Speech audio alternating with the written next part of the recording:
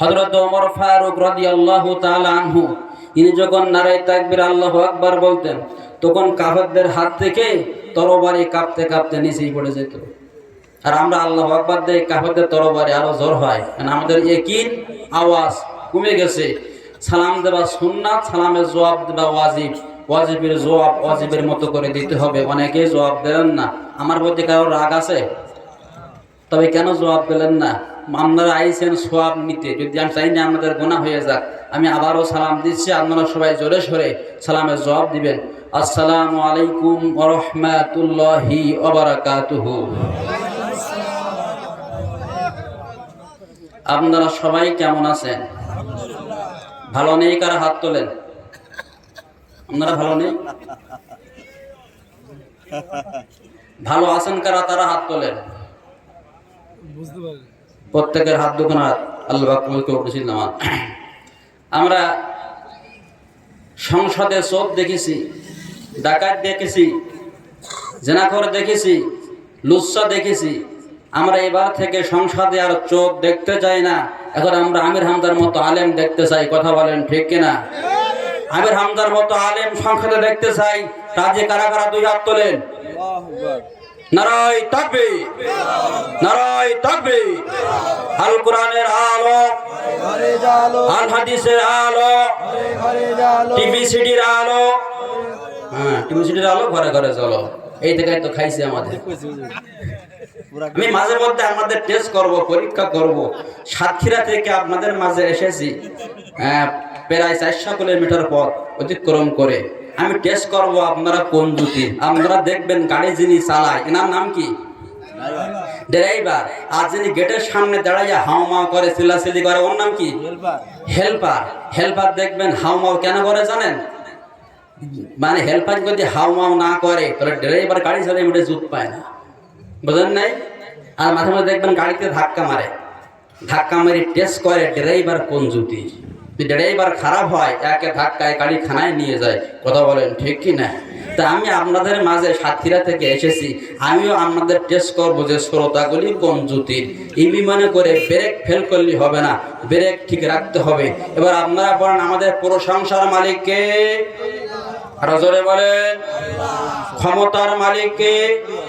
আমাদের খাদ্য পানি দেওয়ার মালিক কে? কোরআনের মালিক কে?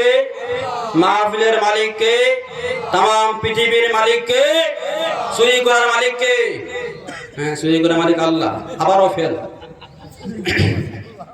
আলহামদুলিল্লাহ, আলহামদুলিল্লাহি নাহমাদুহু ওয়া নাস্তাঈনুহু ওয়া নাস্তাগফিরুহু ওয়া নাউযু বিল্লাহি মিন শুরুরি আনফুসিনা ওয়া মিন সাইয়্যাতি আ'মালিনা। মান ইয়াহদিহিল্লাহু ফালা মুদিল্লা লাহু ওয়া মান ইউদ্লিল ফালা হাদিয়া লাহু। ওয়া নাশহাদু আল লা ইলাহা ইল্লাল্লাহু ওয়াহদাহু লা শারীকা লাহু ওয়া নাশহাদু আন্না সাইয়্যিদানা ওয়া মাওলানা মুহাম্মাদান আবদুহু ওয়া রাসূলুহু আল্লাযী আরসালাহু বিল হাক্কি বাশীরান ওয়া নাযীরান ওয়া দা'iyan ইলাল্লাহি বিইذনিহি ওয়া সিরাজান ওয়া কমারান মুনীরা। আম্মা বা'দু ফাউযু বিল্লাহি মিনাশ শাইতানির রাজীম। বিসমিল্লাহির রহমানির রহিম।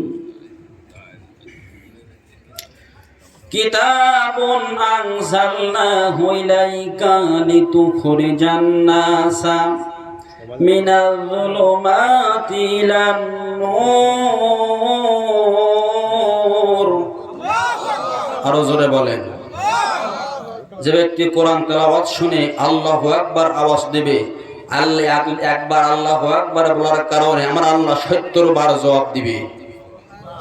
আর এক নাম্বার হলো যে ব্যক্তি কোরআন তেলাওয়াত শোনার পরে আল্লাহু আকবার আওয়াজ দেবে, কলবের ময়লা পরিষ্কার হয়ে যাবে।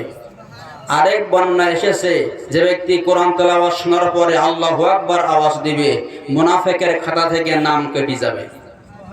মুনাফিক আছে না নাই? এই নাটরে না থাকতে পারে, আমার এলাকায় আছে, ওই দলেও আছে, ও দলেও আছে। ওর দল কি জীবনে কোনো সময় ফেল করে না, মানে যে দল পাস করে ও সেই দলে, বুঝেন নাই? এই গ্রুপের নাম কি? মুনাফিক। এই গ্রুপ নাটরে না থাকতে পারে, নাটকের মানুষ সব আল্লাহওয়ালা। কথা বলেন ঠিক কিনা? তবে অন্য শূন্য বক্তার সাথে আমার তুলনা করবেন না। অনেক বক্তা আছে চোখ বুঝে ওয়াজ করে, আমি চোখ বুঝে ওয়াজ করা বক্তা না, আমি চাইয়ে ওয়াজ করি।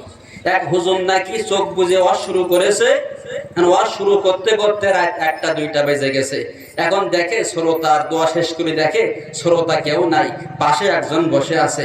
তা ওই হুজুর বলতেছে, আল্লাহ শ্রোতা সব চলে গেছে, একজন আছে, ইনি বড় আকারের আল্লাহওয়ালা। উনি বলতেছে, ভাই আল্লাহওয়ালা না, আমি হলাম মাইকওয়ালা, মাইক না থাকলে আমিও হাঁটতাম। এই জন্য আমি ওই রকম চোখ বুঝে বক্তা না। আমি খেয়াল করবো শ্রোতাগুলি কোন জ্যোতির কোন লাইনের। কোরআনের মাহফিল থেকে তারা আইছে, সহজে কেউ উঠতে পারবে না।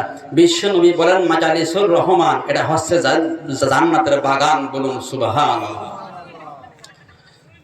কিতাবুন আনজালনাহু ইলাইকা লিতুখরিজান নাসা মিনাল যুলুমাতি ইলান নূর। قال رسول الله صلى الله عليه وسلم أفضله لسان ذاكر هو قلب شاكر وزوجة مؤمنة تعينه على الإيمان قال كما عليه الصلاة والسلام رواه البخاري إن الله وملائكته يصلون على النبي يا أيها الذين آمنوا صلوا عليه وسلموا تسليما اللهم জোরে জবান খুলে একসাথে সবাই পড়েন, মাওলানা মুহাম্মদ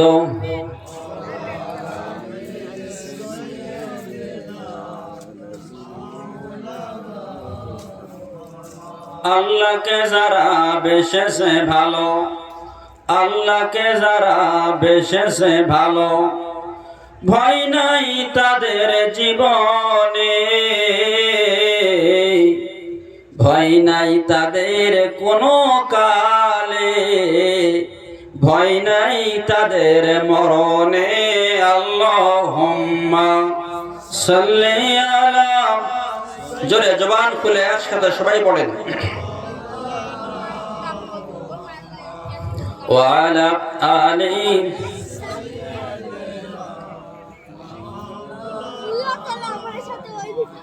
শ্রেষ্ঠতম রাসূল হইয়া এলে তুমি এই ধরা তলে, কাফের বেঈমানেরা করিল দুশমনি, কোরআনের দাওয়াত দিয়েছ বলে। আল্লাহুম্মা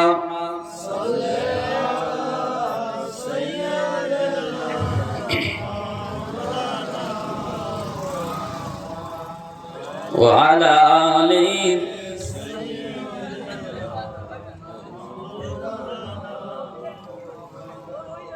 নাটোরের মুসলমান 3 জায়গায় ফাঁকা রাখলে কবিরা গোনা হয়।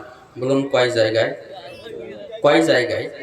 3 জায়গায়। 1 নম্বর নামাজে। নামাজে যখন দাঁড়াবেন তখন ফাঁকা রাখতে বলে, ফাঁকা রাখা যাবে না। বাংলার জমিনে কিছু কুলাঙ্গার বলেছিল যে করোনার সময়ও ফাঁকা রেখে নামাজ পড়া যাবে। কোনো মানুষ এই কথা বলতে পারে না। কথা বলেন ঠিক কিনা? আর এই ধরনের কিছু আলেম বলছিল, হ্যাঁ আসলে ফাঁকা রেখে নামাজ পড়া যায়। ওই আলেমের নাম হলো জালেম। কথা বলেন ঠিক কিনা? এখন হুজুর হলো কয়? হুজুর হচ্ছে আমরা 3 প্রকার। বলুন হুজুর কয় প্রকার? 3 প্রকার। একটা হচ্ছে আমরা সরকারি, একটা কি সরকারি, মানে সরকারি পক্ষে যা হয় সব জায়েজ। মদ খাওয়া জায়েজ, বিড়ি খাওয়া জায়েজ, ভোট চুরি করাও জায়েজ। বলুন নাউজুবিল্লাহ। আর একটা হচ্ছে না তরকারি, মানে ও সবটাতে, বলে আমি এ দলেও আসি, ও দলেও আসি, নাম আমাদের গুইম আসি, বুঝেন নাই? আরেকটা আলেম আসছে দরকারি, দরকারি আলেম যারা ফাঁসির কাছে জীবন দিয়েছে তারা, কথা বলেন ঠিক না? দরকারি আলেম ছিল আল্লামা সাইদি, দরকারি আলেম ছিল মতিউর রহমান নিজামী, দরকারি আলেম ছিল আলী হাসান মুজাহিদ, কথা বলেন ঠিক না? সেই সোনার মানুষগুলোকে এই স্বৈরাচার খুনি হাসিনা ফাঁসি দিয়ে মেরেছে, কথা বলেন ঠিক না? বাংলার জমিনে এই স্বৈরাচারের বিচার হবে, কথা বলেন ঠিক না? বিচার হবে কি হবে না?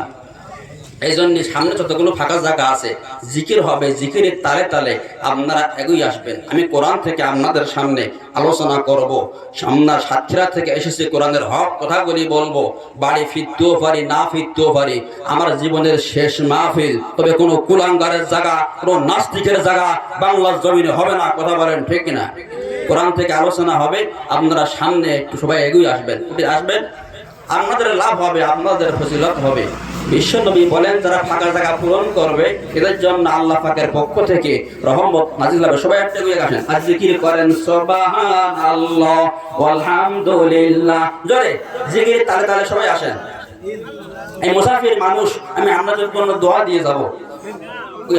সুবহানাল্লাহ আলহামদুলিল্লাহ লা ইলাহা ইল্লাল্লাহ, সুবহানাল্লাহ আলহামদুলিল্লাহ লা ইলাহা ইল্লাল্লাহ, সুবহানাল্লাহ আলহামদুলিল্লাহ লা ইলাহা।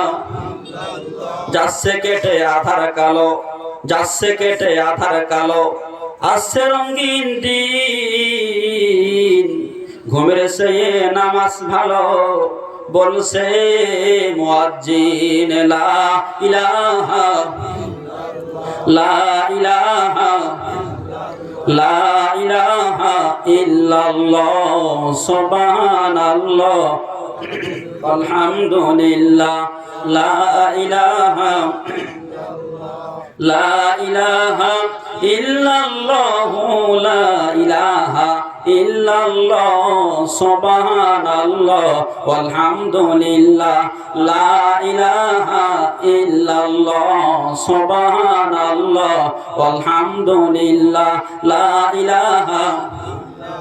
কিসের টাকা কিসের কড়ি তোর, কিসের টাকা কিসের কড়ি, কিসের বাহাদুরি, সঙ্গে তোমার কেউ যাবে না, পুরুষ কিংবা নারী। লা ইলাহা লা ইলাহা লা ইলাহা ইল্লাল্লাহ মুহাম্মাদুর রাসূলুল্লাহ। আমরা সবাই বলি সাল্লাল্লাহু, সবাই বলেন সাল্লাল্লাহু আলাইহি ওয়াসাল্লাম। মোহাম্মদ বেলাল হোসেন হিফজুল কুরআন আইডিয়াল মাদ্রাসার উন্নতি গল্পে ঐতিহাসিক ইসলামী জলসা মাহফিলে, মাহফিলের সম্মানিত সভাপতি আলহাজ মোহাম্মদ শহীদুল্লাহ গাজী সাহেব, যাক মাশাআল্লাহ আলহাজ পালাম। বহুত বছর পরে এই হ্যাম্বিলের নাম ছিল বড় আকারের চৌধুরী, তার নাম, কথা বলেন না কেন? এই 15 বছর আমি একটা ভালো লোকের নাম পাইনি। সুদখোর, বিড়িখোর, হাইলঠিলি খায়, গরিবের রক্ত মেরি খায়, পরিষদের গম চুরি করে, চাল চুরি করে, তেল চুরি করে, এদের নাম থাকতো আগে। এই জন্য মাহফিলে কোনো বরকত ছিল না, কথা বলেন ঠিক কিনা? এখন সেই নাস্তিকের নামগুলো বাদ পড়ে এখন আল্লাহর ওলিদের নাম উঠেছে। আপনারা খুশি না বেজার? যারা খুশি দুই হাত ধরে ধরে উঁচু করেন, খুশি কারণ নারায়ে তাকবীর, আল্লাহু আকবার। আল্লাহ পাক হাত দুখানা করবে, আল্লাহুম্মা আমিন। তাহলে আমাদের কি কোরআনের মাহফিলে সভাপতিত্ব হতে হলে, অন্য কোন সভাপতিত্ব হতে হলে কোপালের পরিচয় হয় কিনা জানি না, কিন্তু কোরআনের মাহফিলে সভাপতিত্ব হতে হলে কোপাল ছাড়া হয় না, কথা বলেন ঠিক কিনা? এই কোরআনের মাহফিলে সভাপতি হওয়ার কারণে আল্লাহ তার জীবনের গুনাহ, তার পিতামাতার জীবনের গুনাহ আল্লাহ মাফ করে দেখ। বারাকাল্লাহু ফি হায়াতি, আল্লাহ যেন হায়াত তয়্যিবা দান করেন, আল্লাহুম্মা আমিন। আজকের মাহফিলের প্রধান অতিথি জনাব মাওলানা মোহাম্মদ আব্দুল হাকিম সাহেব, সাবেক উপজেলা চেয়ারম্যান ভারপ্রাপ্ত, বড়াইগ্রাম উপজেলা পরিষদ ও সহকারী সেক্রেটারি, বাংলাদেশ জামাত ইসলাম নাটোর জেলা। মাশাআল্লাহ।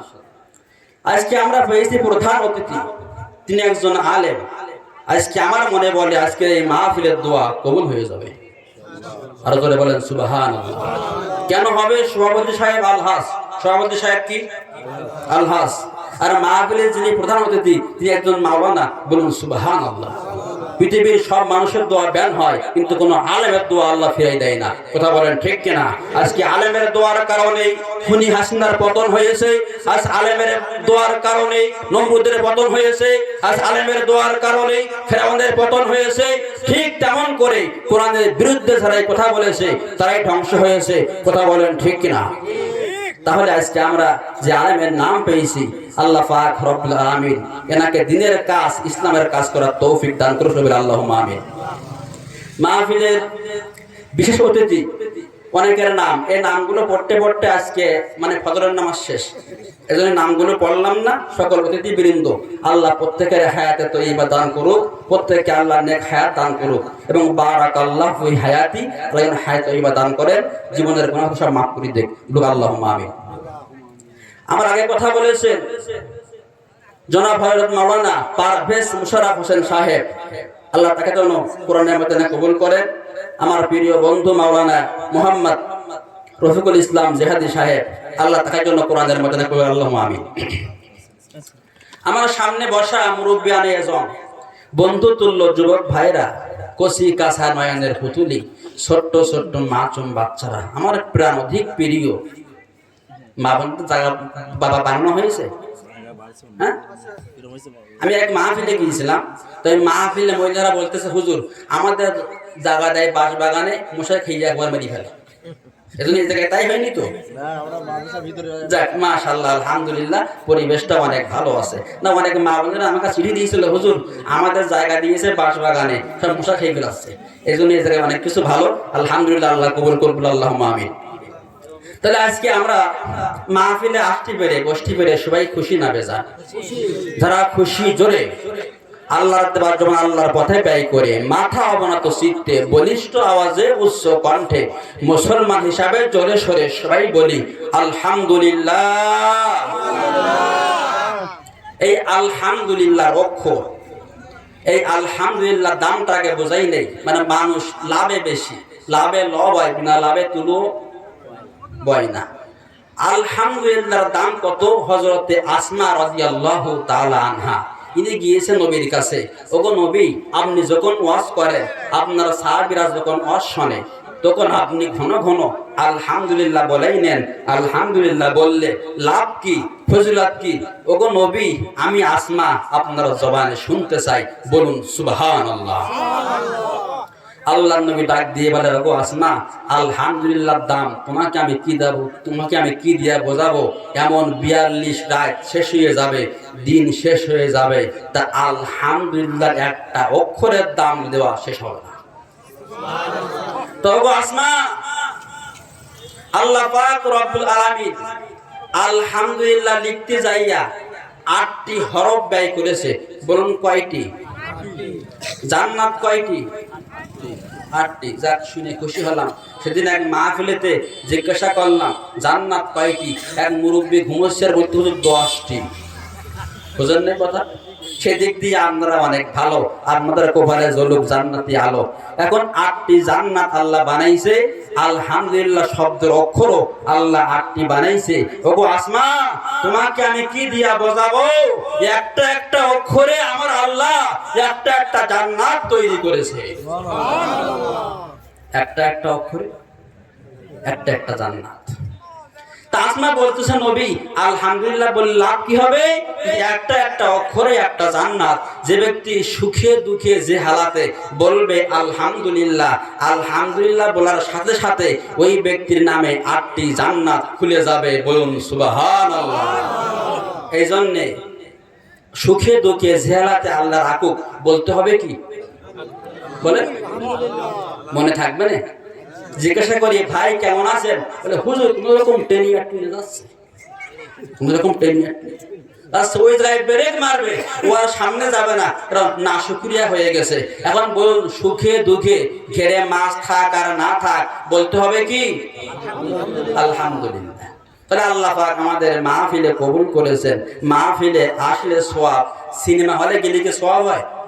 হ্যাঁ, সিনেমা হলের অভিনয় দিকে আপনি কানবেন, আপনার কি সওয়াব হবে? কিন্তু কোরআনের মাহফিলে আসলে সওয়াব, বসলে সওয়াব। এবং কোরআনের মাহফিলে যারা আসে কোষ পরিপূর্ণ করে যারা বাড়ি যায়, ফুরফুরা পীর সাহেব হুজুর লিখেছে কম কুর হলিও 50 কোটি সওয়াব নিয়ে বাড়ি যায়। কত কোটি? 50 কোটি। তাহলে আমরা মাহফিলে আসতে পেরে বসতে পেরে সবাই খুশি না বেজার? খুশি। তাহলে আবারই বলি আলহামদুলিল্লাহ। তাম বিশ্বের সেরা পয়গম্বর নবী মুহাম্মদ, সবাই বলি সাল্লাল্লাহু আলাইহি ওয়াসাল্লামের উম্মত করে আমাদেরকে তৈরি করেছেন। আমরা মাহফিলে এসেছি। এই সময় কত মানুষ সিনেমা হলে আছে না? এই সময় কত মানুষ মদের আড্ডাখানায়, এই সময় কত মানুষ বিভিন্ন খারাপের কাজ কামের ভিতরে লিপ্ত আছে। আর নারবের মুসলমান আল্লাহ পাক রব্বুল আলামিন আপনার জন্য আমার জন্য উপহার দিয়েছে তাফসীরুল কোরআন মাহফিল। জোরে বলেন সুবহানাল্লাহ। এমন এক মাহফিলে আপনি আর আমি এসেছি। এই মাহফিলে আসার কারণে আমাদের জীবনের গুনাহ সব মাফ হয়ে গেছে। বিশ্ব নবী বলেন, মাহফিলে আসার সাথে সাথে এই ব্যক্তির জীবনের গুনাহ সব মাফ হয়ে যায়। এইখানে যদি কোনো মানুষ মৃত্যুবরণ করে, নবীজি বলেছেন বিনা হিসাবে ওই ব্যক্তি জান্নাতে প্রবেশ করবে। কোনো মানুষ যদি মসজিদে মৃত্যুবরণ করে, ওই ব্যক্তি বিনা হিসাবে জান্নাতে প্রবেশ করবে। কোনো মানুষ যদি সিনেমা হলে মৃত্যুবরণ করে, ওর কি হবে? ওর কবরে আযাব শুরু হয়ে যাবে। তাও যে কোনো আযাব না, অ্যান্টিবায়োটিক আযাব। ওয়াজটার মধ্যে রেখে দিয়েন, হুজুর অ্যান্টিবায়োটিক আযাব, সে আবার কি? দোয়া করার আগে আমি বলবো এই অ্যান্টিবায়োটিক আযাব কারে কয়। সম্মানিত বন্ধুগণ আমার, তাহলে আমরা মাহফিলে এসেছি কিছু সওয়াব নেবার জন্য। কথা বলেন ঠিক কিনা? আমি হক কথা বলবো, আপনারা হক কথা শুনবেন। কারোর আপত্তি নেই তো? হ্যাঁ, দেখেন, যদি আপত্তি হয় আগেতে বলতে পারেন, হুজুর আমরা হক কথা শুনি না, আপনি বাংলা বাঙালি ওয়াজ করেন। এই জন্য বাংলা বাংলা ওয়াজের মধ্যে কোনো ফায়দা নাই। আমি সরাসরি তাফসিরে চলে যাব। আল্লাহ পাকের কোরআন কি বলতেছে সেই বিষয়ে আমরা চলে যাব। সম্মানিত বন্ধুগণ আমার, বলুন তো 30 পারা কোরআন, এই কোরআনের মধ্যে কোনো ভুল আছে? কারো সন্দেহ আছে? এক দরবেশ, এক নেতা, আমলিকের এক নেতা, এক দরবেশ, এই শয়তান বলেছে যে আল্লাহ পাকের কোরআনেও সমস্যা আছে। জোরে বলেন নাউজুবিল্লাহ। আসতে বললি মনে হবে যে আপনারাও ওই মানে ওই গ্রুপের লোক। এখানে জোরে বলতে হবে নাউজুবিল্লাহ। জালিকাল কিতাবু লা রাইবা ফি, এই আয়াত অনুযায়ী ওই নেতা কাফের হয়ে গেছে। কথা বলেন ঠিক কিনা? এরকম বাজো নেতা বাংলার জমিনে আর কি আছে? বিদায় নিয়েছে। কেন? কোরআনের বিরুদ্ধে যারাই কথা বলেছে তারাই ধ্বংস হয়েছে। কোরআনের বিরুদ্ধে কথা বলে নমরুদ রক্ষা পায়নি, আবু জাহেল রক্ষা পায়নি, সাজ্জাদ রক্ষা পায়নি, বাংলাদেশের খুনি হাসিনাও রক্ষা পায়নি। কথা বলেন ঠিক কিনা? হাসিনাও পায়নি, মোদিও পারবে না। কথা বলেন ঠিক কিনা? আল্লাহ যখন ধরে তার কোনো উপায় থাকে না। সম্মানিত বন্ধুগণ আমার, কুরআনুল কারীম থেকে ছোট্ট একটা আয়াতে কারিমা আমি আপনাদের মাঝে তেলাওয়াত করেছি। কিতাবুন আনজালনাহু ইলাইকা লিতুখরিজান নাসা মিনাজ জুলুমাতি ইলান নূর। বলুন আল্লাহু আকবার। আল্লাহু আকবার। আল্লাহ পাক রব্বুল আলামিন এই আয়াতের মধ্যে বলতেছেন, তোমাদের কাছে পৃথিবীর উপরে আমি আল্লাহ কোরআন কেন নাজিল করেছি তোমরা কি জানো? তোমরা কি খবর রাখো? আমি আল্লাহ কোরআন নাজিল করেছি কিতাবুন আনজালনাহু ইলাইকা লিতুখরিজান নাসা মিনাজ জুলুমাতি ইলান নূর।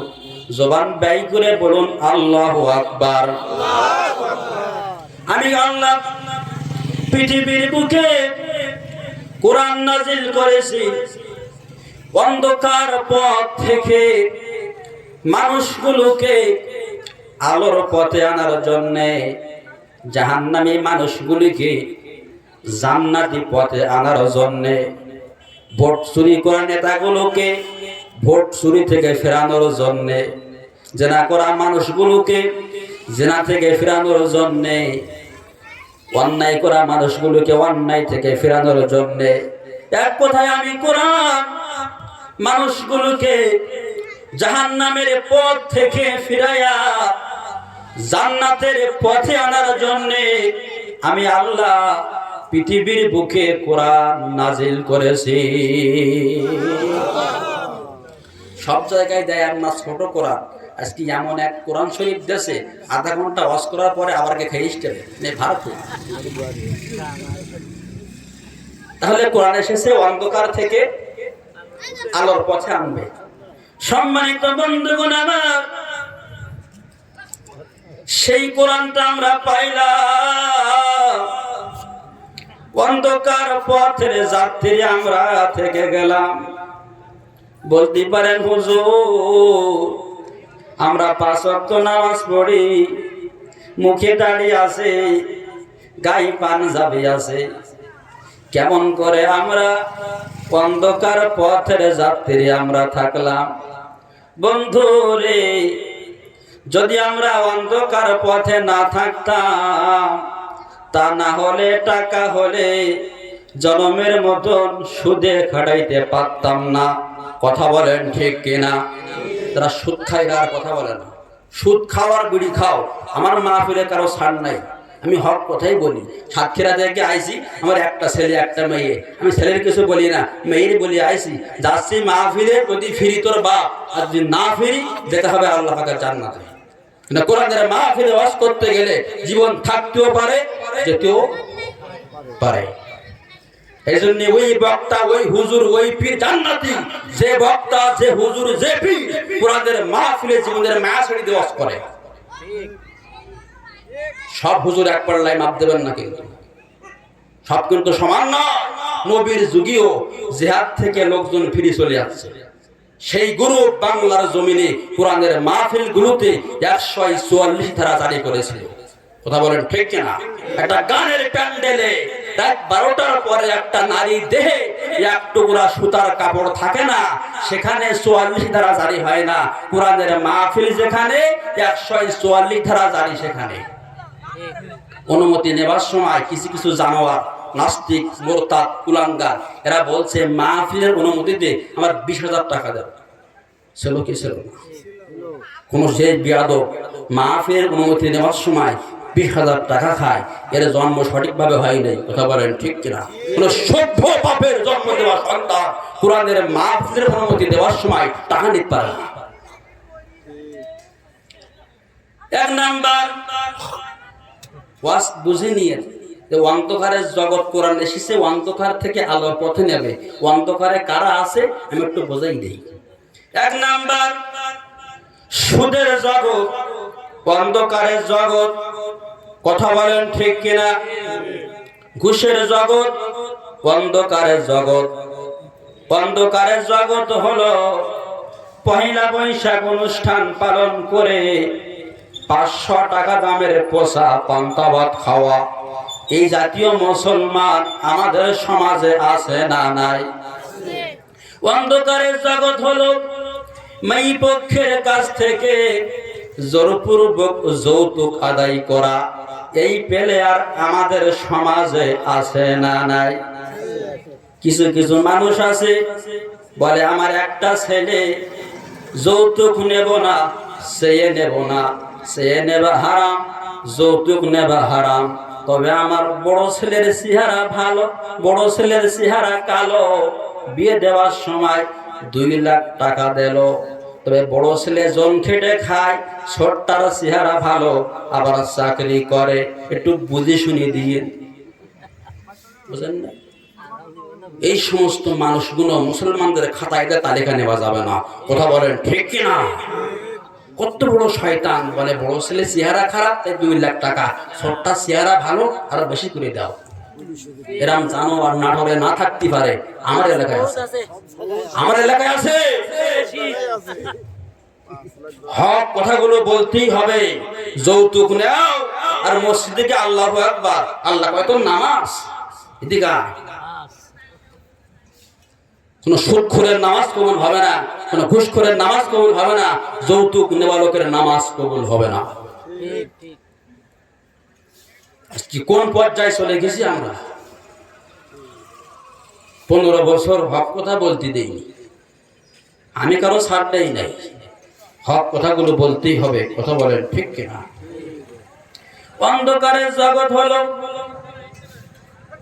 প্রেম প্রীতির কথা বলা, এখন হচ্ছে কি হচ্ছে না? আমরা দেখবেন মোবাইলের কারণে কত ছেলে বাম্মার মুখে চুনকালি দেয়া চলে যায়। আমরা দেখবে মোবাইলের কারণে কত মেয়ে বাম্মার মুখে চুনকালি দেয়া চলে যায়। আর সবচেয়ে দুঃখের বিষয় হলো আই বুড়ো ছেলে তো বাদ দিলাম, আই বুড়ো মেয়ে বাদ দিলাম, বাসা কাছার মা এখন বাসা কাছা ফেলাই দিয়ে অন্যের হাত ধরে চলে যাচ্ছে। কথা বলেন ঠিক কিনা? এই সমস্যা আপনার এলাকায় না হতে পারে, কিন্তু আমার এলাকায় এইগুলো চলতেছে। কথা বলেন ঠিক কিনা? অন্ধকারের জগৎ হলো বাচ্চা কাছটা রাস্তাঘাটে ফেলাই থুয়ে অন্য এক ছেলের সাথে পাড়ি দেওয়া। কথা বলেন ঠিক কিনা? অন্ধকারের জগৎ হলো ভোট চুরি করা বাদ দিয়ে পরিপূর্ণভাবে ভোট নিয়ে পাস করা। বলুন তো আমাদের সমাজে ভোট চোর ছিল কিনা? বলে আমার জীবনে আমি কোনো সময় দেখি নাই। এই 15 বছর দেখলাম যে মানুষটা মরে গেছে, ভোটের সময় জানতে হই আবার ভোট দিয়েছে। বুঝলেন না কথা? মানুষটা হজ করতে গেছে মক্কায়, হজ করতে এসে শোনে তার বাংলাদেশে তার ভোট হয়ে গেছে। সম্মানিত বন্ধুগণ আমার, মানুষটা মারা গেছে 10 বছর আগে, তার নামে ককটেল বোমার মামলা। কিসের মামলা? তার স্ত্রী এসে বলতেছে, স্যার আমার স্বামী কি অন্যায় করেছে? স্যার বলতেছে, চাচি আমার বলেন না, চাচার মুখে দাঁড়িয়ে আছে আমার এই থানার সামনে ককটেল বোমা মেরেছে। ডাক দিয়ে বলে, স্যার এইবার যদি কোনোদিন আসে আমার কিছু একটু সংবাদ দেবা, খুঁটির গায়ে দড়ি দিয়ে বেঁধে রাখবা।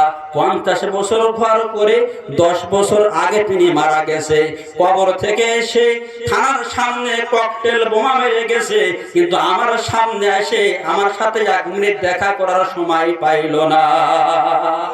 এইরকম মিথ্যা মামলা বাংলার জমিনে ছিল কিনা? বলে যে দেশে মিথ্যা মামলা থাকে এই দেশে শান্তি থাকে না। ভালো ভালো সোনার মানুষগুলোকে, ইসলামপন্থী মানুষগুলোকে তাদের চেহারার মধ্যে জান্নাত পাওয়া যায়, তাদের চেহারার মধ্যে জান্নাত খুঁজে পাওয়া যায়, এমন মানুষদেরকে আমরা মিথ্যা ধর্ষণের মামলা দিয়ে ফাঁসির কাস্টে ঝুলাইয়া ছিল। কথা বলেন, ফাঁসির কাস্টে যারা ঝুলাইয়া ছিল এদের চেহারার মধ্যে জান্নাত খুঁজে পাওয়া যায়। এদের চেহারার মধ্যে এরা কোনো অন্যায় কাজ করে নাই, এদের কাজ ছিল আল্লাহর জমিনে কোরআনের রাজ কায়েম করা। কথা বলেন ঠিক কিনা? বাংলার জমিনে কোরআনের রাজ কায়েম হবে।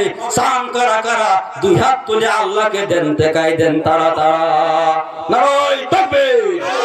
আল কোরআনের আলো, আল হাদিসের আলো, কোরআন সুন্নাহর আলো, ওয়াজ মাহফিল যেখানে, টিভি সিনেমা যেখানে, কেউ কেউ আছে বুঝতেছি নেই, কেউ আছে আমি জানি, এই গ্রুপ কম বেশি সব জায়গায় থাকে, যতই বলেন না কেন আমি জানি তো এগুলো। মানে বেগুনি দিয়ে পোকা থাকে না, এটা আমার বিশ্বাস হয় না, কম বেশি থাকে। কথা বলেন ঠিক কিনা? তাহলে আমরা কোরআন এসেছে অন্ধকার থেকে আলোর পথে নিয়ে যাবে, সেই কোরআনটা আমরা পাইলাম, অন্ধকার পথের যাত্রী আমরা থেকে গেলাম। কথা বলেন ঠিক কিনা? এখন বলতে পারেন হুজুর অন্ধকার পথে যাত্রী আমরা থাকলাম, কিন্তু আমাদের ভিতরে কি ঈমান নাই? ঈমান আছে। আমরা দেখবেন 160 টাকা দামের সয়াবিন তেল কিনে আনার পরে আপনারা দেখবেন পৌষ মাসের শীতের দিনে পাথরের মতো জাম হয়ে যায়। আমি একদিন সামনাগর বাজারে এক দোকানে গিয়েছিলাম। এখন এই দোকানদার যে আমলিক করে এটা আমরা জানা ছিল না। যাওয়ার পরে বলতেছে হুজুর 1 নম্বর সয়াবিন তেল। আমার কাছ থেকে টাকা নিয়েছে 160 টাকা। বাড়ি যখন নিয়ে গেলাম সকালবেলা দেখি স্ত্রী রান্না করার সময় ও আর জমি আছে, কি আছে এক নম্বর সবিন তেল বলিয়া দিয়েছে, এমন জমা জমছে, রাগ করে স্ত্রী চলি ফেলতেছে। দেখলাম বক্তা মানুষ, এক নম্বর সবিন তেল কিনে আনেছি, এখন যে কায়দায় বোতল চলি ফেলতেছে, আজকে আমারও ভয় নাই, সেকে বাড়ি থেকে চলে যায়। এই জাতীয় মানুষ ব্যবসাদা আমাদের সমাজে ছিল কিনা বলেন। তবে আপনারা দেখবেন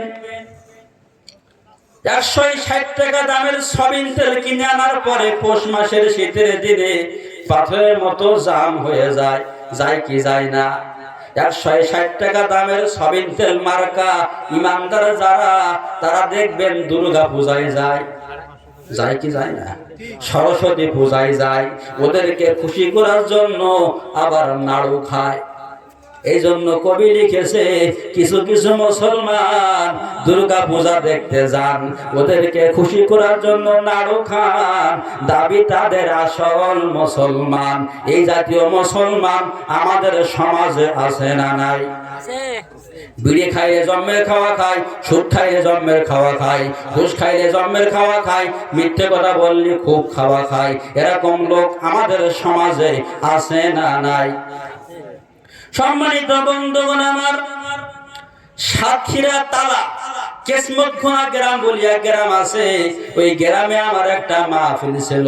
ওই মাহফিলিতে আমি 2.5 ঘন্টা ওয়াজ করার পরে, মানে মাহফিল কমিটি যারা, এরা আমাকে সুন্দর করে তিনি আমার প্লেটে ভাত দিচ্ছে আর বলতেছে, হুজুর আমার জন্য দোয়া করবেন, আপনি হুজুরও ভালো, ওয়াজও খুব ভালো। আমি বলি, হ্যাঁ দোয়া করবো, সমস্যা নাই। শয়তানের মুখের দিক দেখাই, দেখি ওই শয়তান আমার প্লেটে ভাত দিচ্ছে আর বিড়ি খাচ্ছে। বুঝলেন না? আমার কাছে দোয়া আসছে, প্লেটে ভাতও দিচ্ছে আর বিড়ি খাচ্ছে। কত বড় নাম্বার শয়তান! আমি বললাম, ভাই আপনি কি খাচ্ছেন? হুজুর বিড়ি খাচ্ছি, বিড়ি। হুজুর ফতোয়া আসতে দেন, আমিও মাদ্রাসায় পড়েছি, বিড়ি খাওয়া জায়েজ পাইছে। বলেন নাউজুবিল্লাহ, বিড়ি খাওয়ানে জায়েজ পেয়েছে।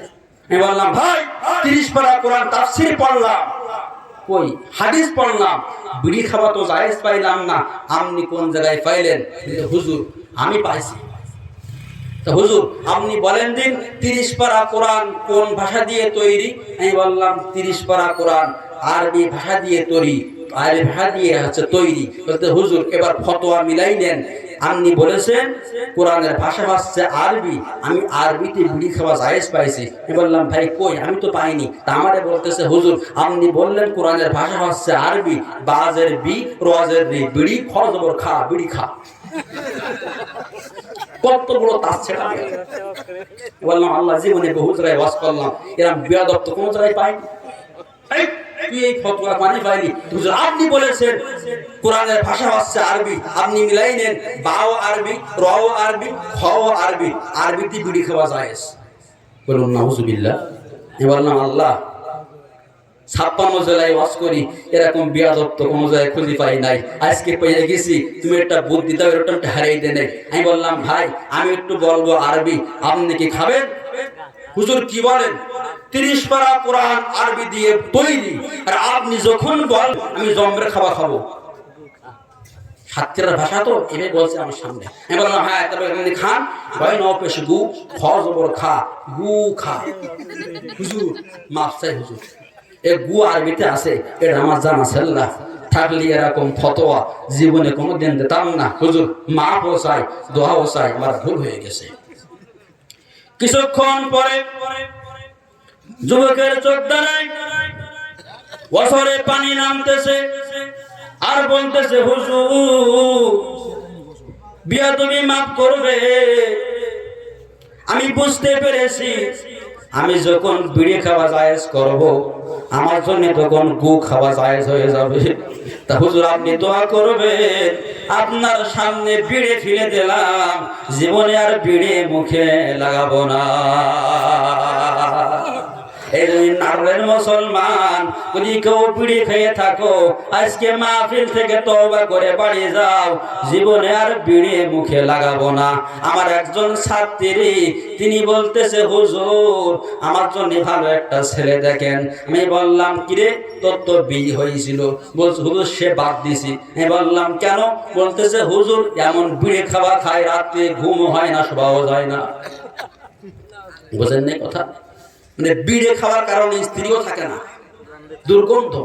এজন্য এই বিড়ি গাঁজা মদ সিগারেট সব বাদ দিতে হবে। কথা বলেন ঠিক কিনা?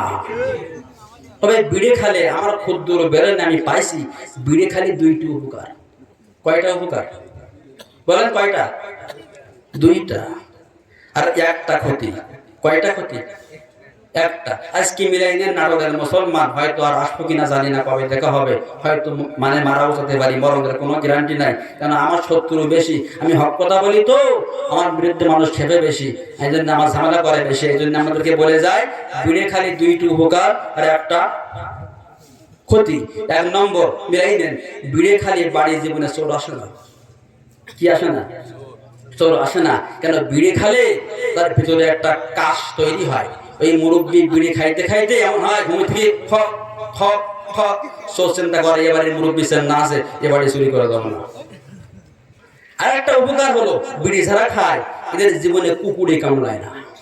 কুত্তা কেন কামড়ায় না জানেন? বিড়ি যারা খায় মেডিকেল সায়েন্স বলেছে যে ভিতরের মজগুলো সব শুকিয়ে যায়, বুড়ো হয়ে যায়, অল্প বয়সে লাঠি ব্যবহার করতে হয়। লাঠির ভয়তে কুকুর জীবনের সামনে আসে না।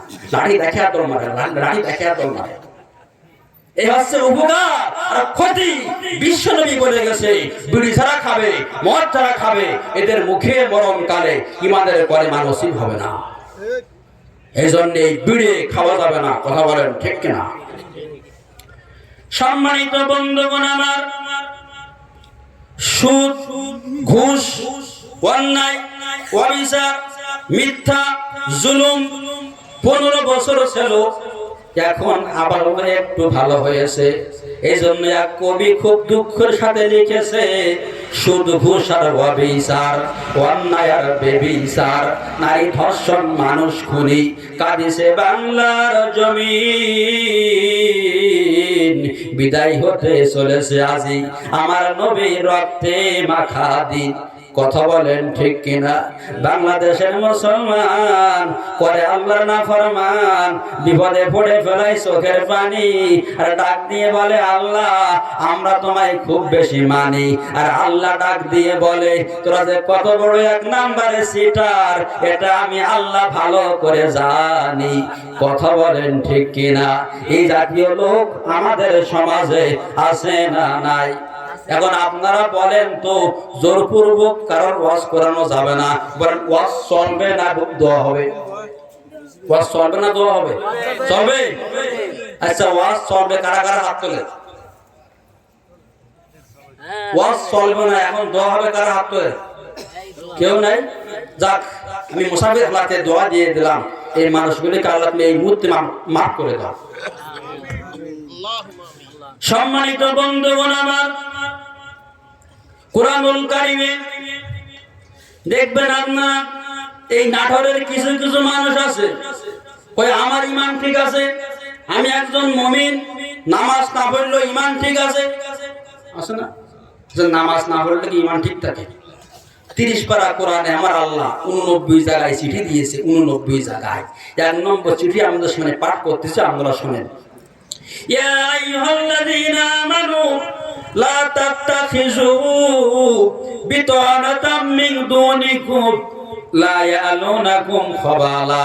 এ বলে আমি মুমিন, ও বলে আমি মুমিন, এ বলে আমি মুত্তাকি, ও বলে আমি মুত্তাকি। আল্লাহ পাক বলেন লা তাত্তাখিযু বিতানাতাম মিন দুনিকুম লা ইয়ালুনাকুম খাবালা। তুমি যে মুমিন দাবি করো, মুমিন দাবি করার আগে আজকে গাঁজা করো তোমার বন্ধু, মদ করো তোমার বন্ধু, বিড়ি করো তোমার বন্ধু, জেনা করো তোমার বন্ধু, যে ভোট চুরি করে নেতা হয় সে তোমার বন্ধু, বিড়িখোর, গাঁজাখোর, মদখোরের সাথে সম্পর্ক রেখে তুমি যে মুমিন দাবি করো, তুমি মুমিন নাই। বিড়িখোরের সাথে সম্পর্ক বাদ দাও, ঘুষখোরের সাথে সম্পর্ক বাদ দাও, জেনাখোরের সাথে সম্পর্ক বাদ দাও, মদখোরের সাথে সম্পর্ক বাদ দাও, তারপরে তুমি মুমিন। আর নাই তুমি মুমিন দাবি করতে পারবা না। বলুন এইরকম মুমিন আমাদের সমাজে আছে না নাই? এক নম্বর সিটি। দুই নম্বর সিটি আপনারা খেয়াল করেন, ইয়া আইয়ুহাল্লাযীনা আমানু লা তাকুলু আমওয়ালাকুম বাইনাকুম বিল বাতিলি ইল্লা আন তাকুনা তিজারাতিম মিনকুম। আমরা জবান খুলে বলুন আল্লাহু আকবার। আল্লাহ পাক রব্বুল আলামিন বলেন, তোমাদের মুমিন দাবি করো, ইমানদার দাবি করো। মুমিন দাবি করার আগে তোমার যে ভিটে আছে, ভিটে, এই ভিটেটা ভালো একটা আমিন নাও। নেবার পরে তোমার ভিটেটা সুন্দর করে মাপ দাও, দিয়ে দেখো লোকের জমি তোমার ভিতরে আছে কিনা। লোকের জমি থাকলে সাথে সাথে বাহির করে দাও। বাহির করে দেওয়ার পরে ফোঁটা মেরে দাও। লোকের জমি ফাঁকিতে খাওয়া যাবে না। ভিটেটা মাপার পরে তুমি দলিল নাও, তোমার বিলিতে চলে যাও। বিলে যাওয়ার পরে তুমি ভালো একটা আমিন নিয়ে মাপ দাও। লোকের জমি তোমার ভিতরে থাকলে তুমি বাহির করে দাও। বাহির করার পরে তুমি মুমিন। আর যদি বাহির না দিতে পারো, লোকের জমি ফাঁকিতে খেয়ে মুমিন দাবি করতে পারবা না। এরকম ফাঁকিতে খাওয়া লোক আমাদের সমাজে আছে না নাই? এই লোক আবার মাথায় টুপি দিয়ে মসজিদে এসে বলে কাতার সোজা করে, নাই নামাজ হবে না। মসজিদে এসে তুমি কাতার সোজা করো, ভিটের ঘেরা বেকাই ফেলো, জমির আইল বেকাই ফেলো, আপনি মুসলমান দাবি করো। এই মুসলমানের কোনো দাম নাই, কোনো মূল্য নাই। এরকম মুসলমান যদি কেউ থেকে থাকো, আজকে ওয়াজ শোনার পরে কালকে আপনারা আমিন নেবেন, নেবার পরে ভিটেটা মাপ দেবেন, জমিটা মাপ দেবেন, লোকের জমি থাকলে বাহির করে দেবেন, তারপরে মুমিন। আর নাই মুমিন দাবি করতে পারবা না। মুমিন কারা ক্লিয়ার বোঝা গেছে। 5 ওয়াক্ত নামাজ পড়ে, বোনের জমি দেয় না, আছে না নাই? 5 ওয়াক্ত নামাজ পড়ে, এমন এক বড় ভাই ছোট ভাইয়ের জমি দেয় না, আছে না নাই? এই জাতীয় লোক এরা নামাজ পড়ে হাঁটুও কেলাই ফেলায়, কপালও কেলাই ফেলায়, কোনো কাজে আসবে না। একটা টাকা 1 বিঘে জমি ফাঁকি দেখাইয়া 100 বার কেন 1 কোটি বার সেজদা মারলিও আমি মফিজুর রহমান ফারুকী আপনাদের মাহফিলে বসে বলে গেলাম, একটা সেজদাও আরশে আজমে কবুল হবে না। এই জন্যই আপনারা ভালো থেকে আমিন নেবেন, তাহলে আপনাদের মুমিনের খাতায় নাম উঠে যাবে। আর বিশ্বনবী বলেন, যাদের মুমিনের খাতায় নাম উঠে যাবে এরা সুপারিশ ছাড়া ডাইরেক্ট জান্নাতের মেহমান হবে। যদি আপনারা জান্নাতে যাইতে চান, তাহলে কোনোদিন একটা টাকা কারোর ফাঁকি দিয়ে খাবেন না, কোনো সময়ের জন্য মিথ্যা কথা বলবেন না। নবীজি বলেন, লিনুল কালাম, যে ব্যক্তি জবানে মিথ্যা কথা বলবে না, আর যে ব্যক্তি লজ্জা স্থানকে হেফাজত করবে, ওই ব্যক্তি আমার সঙ্গে জান্নাতে যাবে। রাসূল বলে সম্মানিত বন্ধুগণ আমার, আমাদের অন্যায় কাজগুলো ছেড়ে দেওয়া লাগবে। আমরা মুসলমান দাবি করি, ইমানদার দাবি করি। এই 15 বছর ছাগলের রক্তের মূল্য ছিল, জেনাখোরের রক্তের মূল্য ছিল, এই ঘোড়ার রক্তের মূল্য ছিল, ভেড়ার রক্তের মূল্য ছিল, কিন্তু এই 15 বছর আলেমের রক্তের কোনো মূল্য ছিল না। কথা বলেন ঠিক কিনা? খালি মুসলমানদের রক্তের কোনো মূল্য ছিল না। কথা বলেন ঠিক কিনা? আল্লাহর মার জগতের বার, আল্লাহ যখন ফেরাউনকে ধরেছে ইন্দুরের মতো সুফয়া সুফয়া মরেছে। কথা বলেন। আল্লাহ যখন নমরুদকে ধরেছে জুতার বাড়ি খাইছে। আল্লাহ যখন খুনি হাসিনাকে ধরেছে দুপুরের ভাত পর্যন্ত খাবার সময় পাই নাই। কথা বলেন ঠিক কিনা? আল্লাহ কারো ধরে না, কিন্তু ধরলে আর ছাড়ে না। এই জন্য কাজ করতে গেলেও হিসাব করে করা লাগবে। কথা বলেন ঠিক কিনা? কারোর কাজ যদি কোরআন বিরোধী হয়, ইসলাম বিরোধী হয়, ওই ব্যক্তিকে জীবনে মুসলমানদের খাতায় নামের তালিকা দেওয়া যাবে না। কথা কথা বলেন ঠিক কিনা? আর যে ব্যক্তির কাজ কাম 30 পারা কোরআনের সাথে মিলবে, ইসলামের সাথে মিলবে, বিশ্ব নবী বলেন উনি হচ্ছে জান্নাতি মানুষ। আর এই জান্নাতি মানুষ যারা হবে এরা সুপারিশ ছাড়া ডাইরেক্ট জান্নাতের মেহমান হবে। কুষ্টিয়ার জমিনে এই ওয়াজ করেছি। এক মুরব্বী বলতেছে, হুজুর আমি কারো জমি ফাঁকি দিয়া খাই নাই, আমি কোনো অন্যায় কাজ করি নাই। আপনি ওয়াজের মধ্যে বলেছেন একটা জান্নাতি মানুষ 70টা হুর পাবে, 70টা বউ পাবে। হুজুর আমার কোনো সমস্যা নাই, আল্লাহ আমার জান্নাত দেখ, কিন্তু আমি 70টা বউ নেব না, 70টা হুর আমি নেব না। বললাম মানুষ হুরির জন্য পাগল, তুমি কেন নেবা না? আমাকে বলতেছে, হুজুর দুনিয়ায় সমস্যার কারণে বিয়ে করেছি 2টা, তা 2 বউ মানে মানে মানে মারামারি এমন করে চলাচলি মারামারি, বাড়ি আমার থাকা হয় না, সামান্য 2টা, তাই বাড়ি আমার থাকা হচ্ছে না। আর আল্লাহ 70টা দিলে ওরা মারামারি করলে জান্নাত তো আমার থাকা হবে না, আমার দরকার নেই। এই জাতীয় হুর আমাদের সমাজে আছে না নাই? সব জায়গায় আলেমরা ওয়াজ করে স্বামীর খেদমত, স্বামীর খেদমত। খেদমত কি আছে? সব উঠে গেছে। বিশ্ব নবীজি বলে কোন স্ত্রী যদি তেল হাতে ঢেলিয়া স্বামীর মাথায় মালিশ করে দেয়, যে পরিমাণ চুল ওই পরিমাণ ওই মায়ের আমলনামায় সওয়াব হয়ে যাবে। সম্মানিত বন্ধু, এই ওয়াজটা আমি করেছিলাম বরিশালে। ওয়াজ করার পরে একজন মহিলা ভাত পানি আর খাচ্ছে না।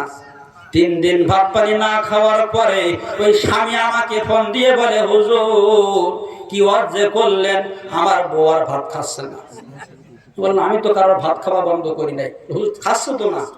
হুজুর আমার সাথে কথাও বলে না, খালি রাগ দেখাচ্ছে আর মেজাজ দেখাচ্ছে, ভাত খাচ্ছে না। আপনি কি ওয়াজ করলেন? আমি বললাম ভাইজান আমি তো কই ওরকম খাওয়া তো আমি বন্ধ করি নাই। ওই দেখি ফোনটা ভাবির কাছে দেন। আমি বললাম ভাবি আমি তো আপনার ভাত খাওয়া বন্ধ করি নাই। ভাবি ডাক দিয়ে বলে, হুজুর আপনার ওয়াজের মধ্যে কোনো সমস্যা নাই, আপনার ওয়াজ ঠিক আছে। আপনি ওয়াজের মধ্যে বলেছেন তেল হাতে ঢেলিয়া স্বামীর মাথায় মালিশ করলে যেই পরিমাণ চুল ওই পরিমাণ সওয়াব। আমার স্বামী ম্যাগনেটটা আমার কি হবে? আমি কি টাক মানে চুল মোড়ে নেই, আসে না? আমি ডাক দিয়ে বলি, ভাবি চিন্তা করিয়েন না, টাকাওয়ালা স্বামীর মাথায় আপনি বেশি করে তেল মালিশ করবেন, আপনার মাথায় সেই পরিমাণ চুল আছে ওই পরিমাণ সওয়াব আপনার আমলে হয়ে যাবে। ডাক দিয়ে বলে, হুজুর আমার ওয়াজে তবে সমস্যা নাই, হুজুর আপনার ওয়াজ ঠিক আছে, আজকে আমি আবার ভাত খাবার স্টার্ট দিছি। এই জন্যই সম্মানিত মা বোনেরা যারা আছেন, স্বামীরা যারা আছে, আপনারা ঠিক মতো মাথায় একটু তেল মালিশ করে দেবেন, যে পরিমাণ চুল ওই পরিমাণ সওয়াব হবে। সম্মানিত বন্ধুগণ আমার, ফুরফুরা পীর সাহেব এখান থেকে অনেক বছর আগে আমাদের সাথে আইছিলেন। আসিয়া উনি একটা ওয়াজ করেছিলেন, কোন মা যদি স্বামীর পা চুল দিয়ে মাসে করে, কি করে? মাসে আমাদের কথা কিন্তু আমরা শুনি, সব বুঝতে করে নিয়ে চুল দিয়ে মাসে করে। চুল দিয়ে মাসে করার কারণে বিশ্ব নবী বলেন যে পরিমাণ চুল আছে স্ত্রীর মাথায় ওই পরিমাণ সওয়াব স্ত্রীর আমলে হয়ে যাবে। এই ওয়াজ করেছে একজন মা, ওয়াজ শুনে বাড়িতে গিয়েছে, যাওয়ার পরে দেখে সন্তান ছেলে মেয়ে সব ঘুমান্ত। বলল, পীর সাহেব হুজুর একটা আমল বলে গেছে, কবে মরবো কবে বাঁচবো কোনো গ্যারান্টি নাই, এই আমলটা আমি পালন করি। চুলগুলো খোলার পরে স্বামীর পায়ে দিয়া টান দেছে, দেখে মেডিসিনের গন্ধ বেরোচ্ছে। কি বেরা? পীর সাহেবের আমলে টান দিলাম, দেখি গুড় গন্ধ খাচ্ছে কোন জায়গায়। তাকাই দেখে ওই পায়ে মুসলিম নেছে, পায়ে ছিল গুড়। পীর সাহেব হুজুরের ওয়াজে এত বিপদ।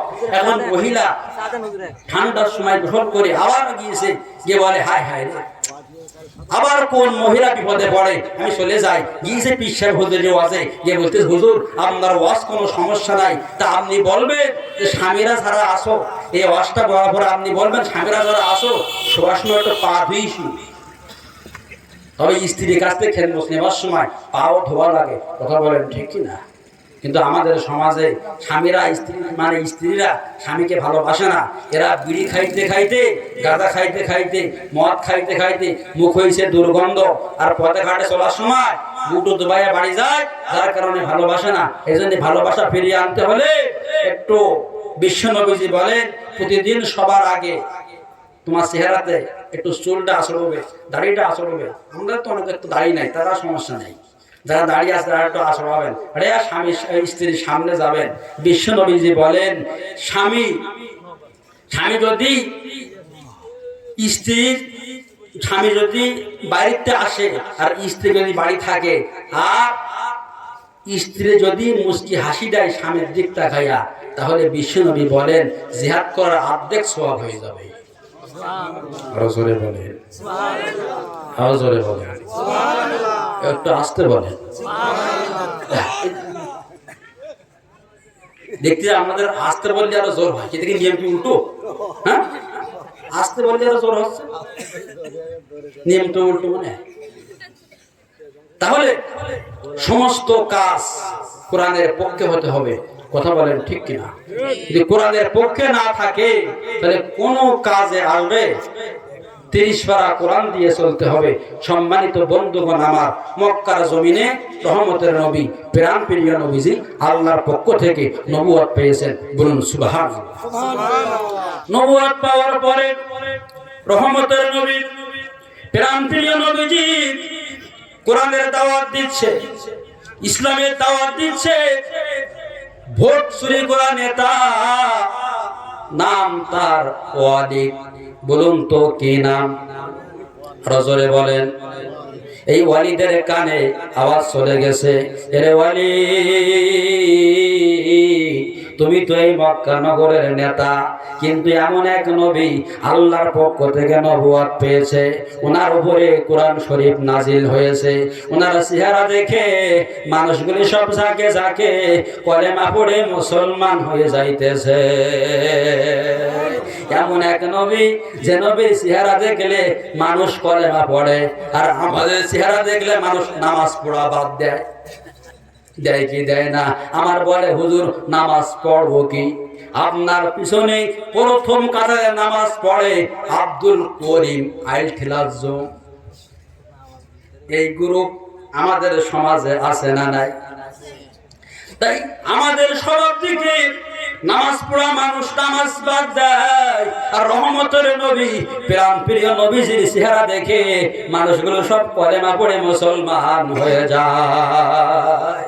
ওয়ালিদের কানে আওয়াজ যখন চলে গেছে, ওয়ালিদ, মুহাম্মদ যে কোরআনের কথা বলতেছে, ইসলামের কথা বলতেছে, আর দেরি করা যাবে না, মানুষগুলো সব মুহাম্মাদের দলযুক্ত হয়ে যাবে, মানুষগুলো সব কলেমা গ্রহণ করবে। কি করা যাবে? মুহাম্মাদের দাওয়াত এক্ষুনি বন্ধ করতে হবে। ওয়ালিদ তখন বলতেছে, মুহাম্মদ সে একটা পাগল। জোরে বলুন নাউজুবিল্লাহ। নাটোরের মুসলমান, আপনারা বলেন তো মুহাম্মদ নবীজি পাগল না ভালো? আল্লাহ পাক কোরআনে সেটা উল্লেখ করেছেন, ওয়ামা সাহিবুকুম বিমাজনুন। আমার বন্ধু মুহাম্মদ নবী তো পাগল নয়। মুহাম্মদ নবীজির সঙ্গে যারা আছে, যারা থাকবে কিয়ামত পর্যন্ত, তারাও পাগল না। জোরে জোরে বলুন সুবহানাল্লাহ। রহমতের নবী কষ্ট পাইছে আজকে কোরআনের কথা বলার কারণে, ইসলামের দাওয়াত দেওয়ার কারণে আজকে আমাকে পাগল বলা হলো। আজকে আল্লামা সাঈদী বাংলার জমিনটা অন্ধকার ছিল, আলোকিত করেছে আল্লামা সাঈদী। কথা বলেন ঠিক কিনা? আজকে আল্লামা সাঈদী 50 বছর কোরআনের তাফসীর করার কারণে তাকে আজকে ধর্ষণের মামলা দেওয়া হলো। কথা বলেন ঠিক কিনা? এদেশে আপনার স্বাধীনতা যুদ্ধের সময় 2 লক্ষ নারীর ইজ্জত নষ্ট হয়েছে। 1 লক্ষ সাঈদী আর 1 লক্ষ সমস্ত দেশের লোক মিলিয়ে, বুঝেন না? মানে সমস্ত লোক মিলে যা করিয়েছে, আল্লামা সাঈদী একাই করেছে। এই রিপোর্ট যারা লিখেছে, যারা তৈরি করেছে, যারা বিচার করেছে, সব জারস অবৈধ সন্তান। কথা বলেন ঠিক না? কোন সভ্য বাপের জন্ম দেওয়া সন্তান আল্লামা সাঈদীর নামে এই রায় লিখতে পারে না। কথা বলেন ঠিক কিনা? ঠিক নবীর নামেও তাই, কোরআনের কথা বলার কারণে নবীকে পাগল বলা হলো, আল্লামা সাঈদীকে রাজাকার বলা হলো। কথা বলেন ঠিক কিনা? একটা জিনিস খেয়াল করতে হবে আমাদের, কোরআনের কথা বলার কারণে আল্লামা সাঈদীকে রাজাকার বলা হলো, মতিউর রহমান নিজামীকে রাজাকারের মামলা দিয়া ফাঁসির কাস্টে ঝুলানো হলো, আলী হাসান মুজাহিদকে রাজাকারের মামলা দিয়া ফাঁসি দেওয়া হলো। ঠিক 13 সালে ঘটনা ঘটেছে, আর 10 বছরের ব্যবধানে সেই রাজাকারের মামলা দিয়া খুনি হাসিনার পতন হয়েছে। কথা বলেন ঠিক কিনা? আল্লাহ বলে তাকায়া দেখ, যে শব্দগুলো দিয়া ভালো ভালো মানুষদেরকে মেরে ফেললি, সেই শব্দ দিয়ে আমি তোর পতন ঘটাইছি। বুঝেন নাই কথা? রহমতের নবী, প্রাণ প্রিয় নবীজি কষ্ট পাইছে কোরআনের কথা বলার কারণে, ইসলামের কথা বলার কারণে। আমি পাগল নাম নিলাম। ওগো আল্লাহ, তোমার কোরআনকে দুনিয়ায় রাখার জন্য, কোরআনের দাওয়াত দেওয়ার জন্য মানুষ আমাকে পাগল বলে। আল্লাহ ডাক দিয়ে বলে, জিবরাইল, আমার বন্ধুকে পাগল বলেছে, আমি আল্লাহ সহ্য করতে পারি না। আর করিস না দেরি, জলদি করে চলে যা তাড়াতাড়ি। আমার বন্ধু মুহাম্মদ নবীকে পাগল বলেছে যিনি, উতুল্লিম বাদা জালিকা সানিম, টাটকা জারজ সন্তান তিনি। আল্লাহর নবীকে পাগল বলার কারণে 2 নম্বর পারা 2 নম্বর সূরা সূরাতুল কলামের মধ্যে আল্লাহ উল্লেখ করে দিয়েছেন, ঠিক কবে যে ব্যক্তি আমার নবীকে, রহমতের নবীকে পাগল বলে দিয়েছে, সে ব্যক্তিকে আমি আল্লাহ ঘোষণা দিয়ে দিলাম, উতুল্লিম বাদা জালিকা জানিম, ওর জন্মটা ঠিক নাই, ও হচ্ছে জারজ সন্তান, এই জন্য আমার বন্ধুকে পাগল বলেছে। কোন সভ্য বাপের জন্ম দেওয়া সন্তান নবী সম্পর্কে বাজে কথা বলতে পারে না। কথা বলেন ঠিক কিনা? এ বাংলা জমিনে কিছু কুলাঙ্গার আমার নবী সম্পর্কে বাজে কথা বলেছে, বাংলা জমিনে কিছু জানোয়ার আমার নবী সম্পর্কে বাজে কথা বলেছে, ভারতের কিছু কুলাঙ্গার আমার নবী সম্পর্কে বাজে কথা বলেছে। আমি কোরআন শরীফ হাত দিয়ে বলে গেলাম, এদের বিচার বাংলার জমিনে হবে। কথা বলেন, কথা বলেন ঠিক কিনা? আল্লাহর মার জগতের বার, আল্লাহ যখন ধরবে তার তখন আর কোনো পথ থাকবে না। আল্লামা সাঈদী একটা ওয়াজে বলেছিলেন, এমন এক সময় আসবে তোমরা পালানোর জন্য ইন্দুরের গর্ত খুঁজে পাওয়া না। পাইছে নাকি? পাইছে? বাগানে পলাইছে, সেখান তো ধরে আনা হয়েছে, মারতে মারতে এমন মারতেছে বিসি একটা উড়ে গেছে। বুঝলেন না কথা? এখন আপনার সাংবাদিক গিয়ে বলতেছে, সাঈদী রায়ের খবর কি? আগের কথা বলতে হবে, তার মেরে ঢেকা কেন? বিসি একটা বুঝলেন না কথা? আল্লাহর মা, জগতের বা আল্লামা সাঈদী জীবনে যা বলে গেছে সব বাস্তবে A to Z সব মিলে গেছে। কথা বলেন, একটু শেখা দরকার, বোঝা দরকার যে কি হয়ে গেল দেশে। সম্মানিত বন্ধুগণ আমার, আল্লাহ ডাক দিয়ে বলে, জিবরাইল, আর করিস না দেরি, আমার বন্ধুকে পাগল বলেছে, বন্ধু কষ্ট পাচ্ছে, তুমি চলে যাও। আমার বন্ধুকে বলে দাও, ও হচ্ছে মক্কা নগরের নেতা, ও হচ্ছে জারজ, এই জন্যই আমার বন্ধুকে সে ব্যক্তি পাগল বলেছে, এটাকে তুমি বলে দাও। সাথে সাথে রহমতের নবী, প্রাণ প্রিয় নবীজি বসে আছে, এমন সময় জিবরাইল চলে আসছে, ডাক দিয়ে বলে, নবী গো, চিন্তা করার কারণ নাই, আপনাকে পাগল বলেছে যিনি, জারজ সন্তান তিনি। কথা বলেন ঠিক কিনা? আল্লাহর নবীজি সবকিছু শুনে নেছে, জারজ কি ভাই হলো, কোন কায়দায় সে অবৈধ হলো, সবকিছু শোনার পরে আল্লাহর নবীজি বলে দিয়েছে, যে ব্যক্তি আমাকে পাগল বলেছে সে হচ্ছে জারজ সন্তান। কি আমাকে জারজ সন্তান বলে? আমাকে জারজ সন্তান বলে? সাথে সাথে মালকাসা মেরেছি। মালকাসা আমরা বোঝেন তো? বুঝেন? থাক, বিকেল গেলাম না, ছোট মানুষ তো। হ্যাঁ, মালকাসা আসছে, হাতে তরবারি। নবীজি আমাকে তার সন্তান বলেছে, ওই নবীকে আমি হত্যা করবো যতক্ষণ কারোর সাথে কথা বলবো না ততক্ষণ তিনি যাচ্ছে নবীকে হত্যা করবে। যাইতে যাইতে কিছু দূর যাওয়ার পরে ওয়ালিদের বন্ধুর সাথে দেখা হইয়া যায়। ডাক দিয়ে বলে, বন্ধু ওয়ালিদ যাচ্ছ কোথায়? ডাক দিয়ে বলে, বন্ধুরে আমি এই মক্কা নগরের নেতা আর মুহাম্মদ নবীজি আমাকে যারো সন্তান বলেছে, বন্ধু তুইও চল মুহাম্মদকে হত্যা করে আসি। ওয়ালিদের বন্ধু ডাক দিয়ে বলে, বন্ধু ওয়ালিদ যে ব্যক্তি তোকে তারও সন্তান বলেছে এই মক্কা নগরে 40 বছর বাস করে, একটা মিথ্যা বাজে কথা বলেন নাই তিনি। 40 বছর বাস করে, একটা মিথ্যা বাজে কথা বলে না। ওয়ালিদ রে, মুহাম্মদ নবী যখন বলেছে তুই আমার বন্ধু, আমি তোর বন্ধু, তুই আগে প্রমাণ কর তুই জারস কি ভালো। তুই যদি ভালো হইস আমি যাব কে মুহাম্মদকে হত্যা করব, কোনো বাধা নাই। তবে আমার মনে বলে যে লোক তোকে জারস সন্তান বলেছে এই মক্কা নগরে 40 বছর বাস করে, জীবনে কোনোদিন মিথ্যা কথা বলে না। এমন মানুষ আমরা পাবেন কোথায়? জীবনে কোনো সময় মিথ্যা কথা বলে না। আর আমরা এই মাহফিলে বসে আরেক রকম, মাহফিলের মোড়ে গিয়ে আরেক রকম, নাড়ার ওই জায়গায় গিয়ে আরেক রকম, এই পুকুর ঘাটে গিয়ে আরেক রকম, লাস্টের কয়ে আমি কিছু জানি। এই গ্রুপ আমাদের সমাজে আছে না নাই?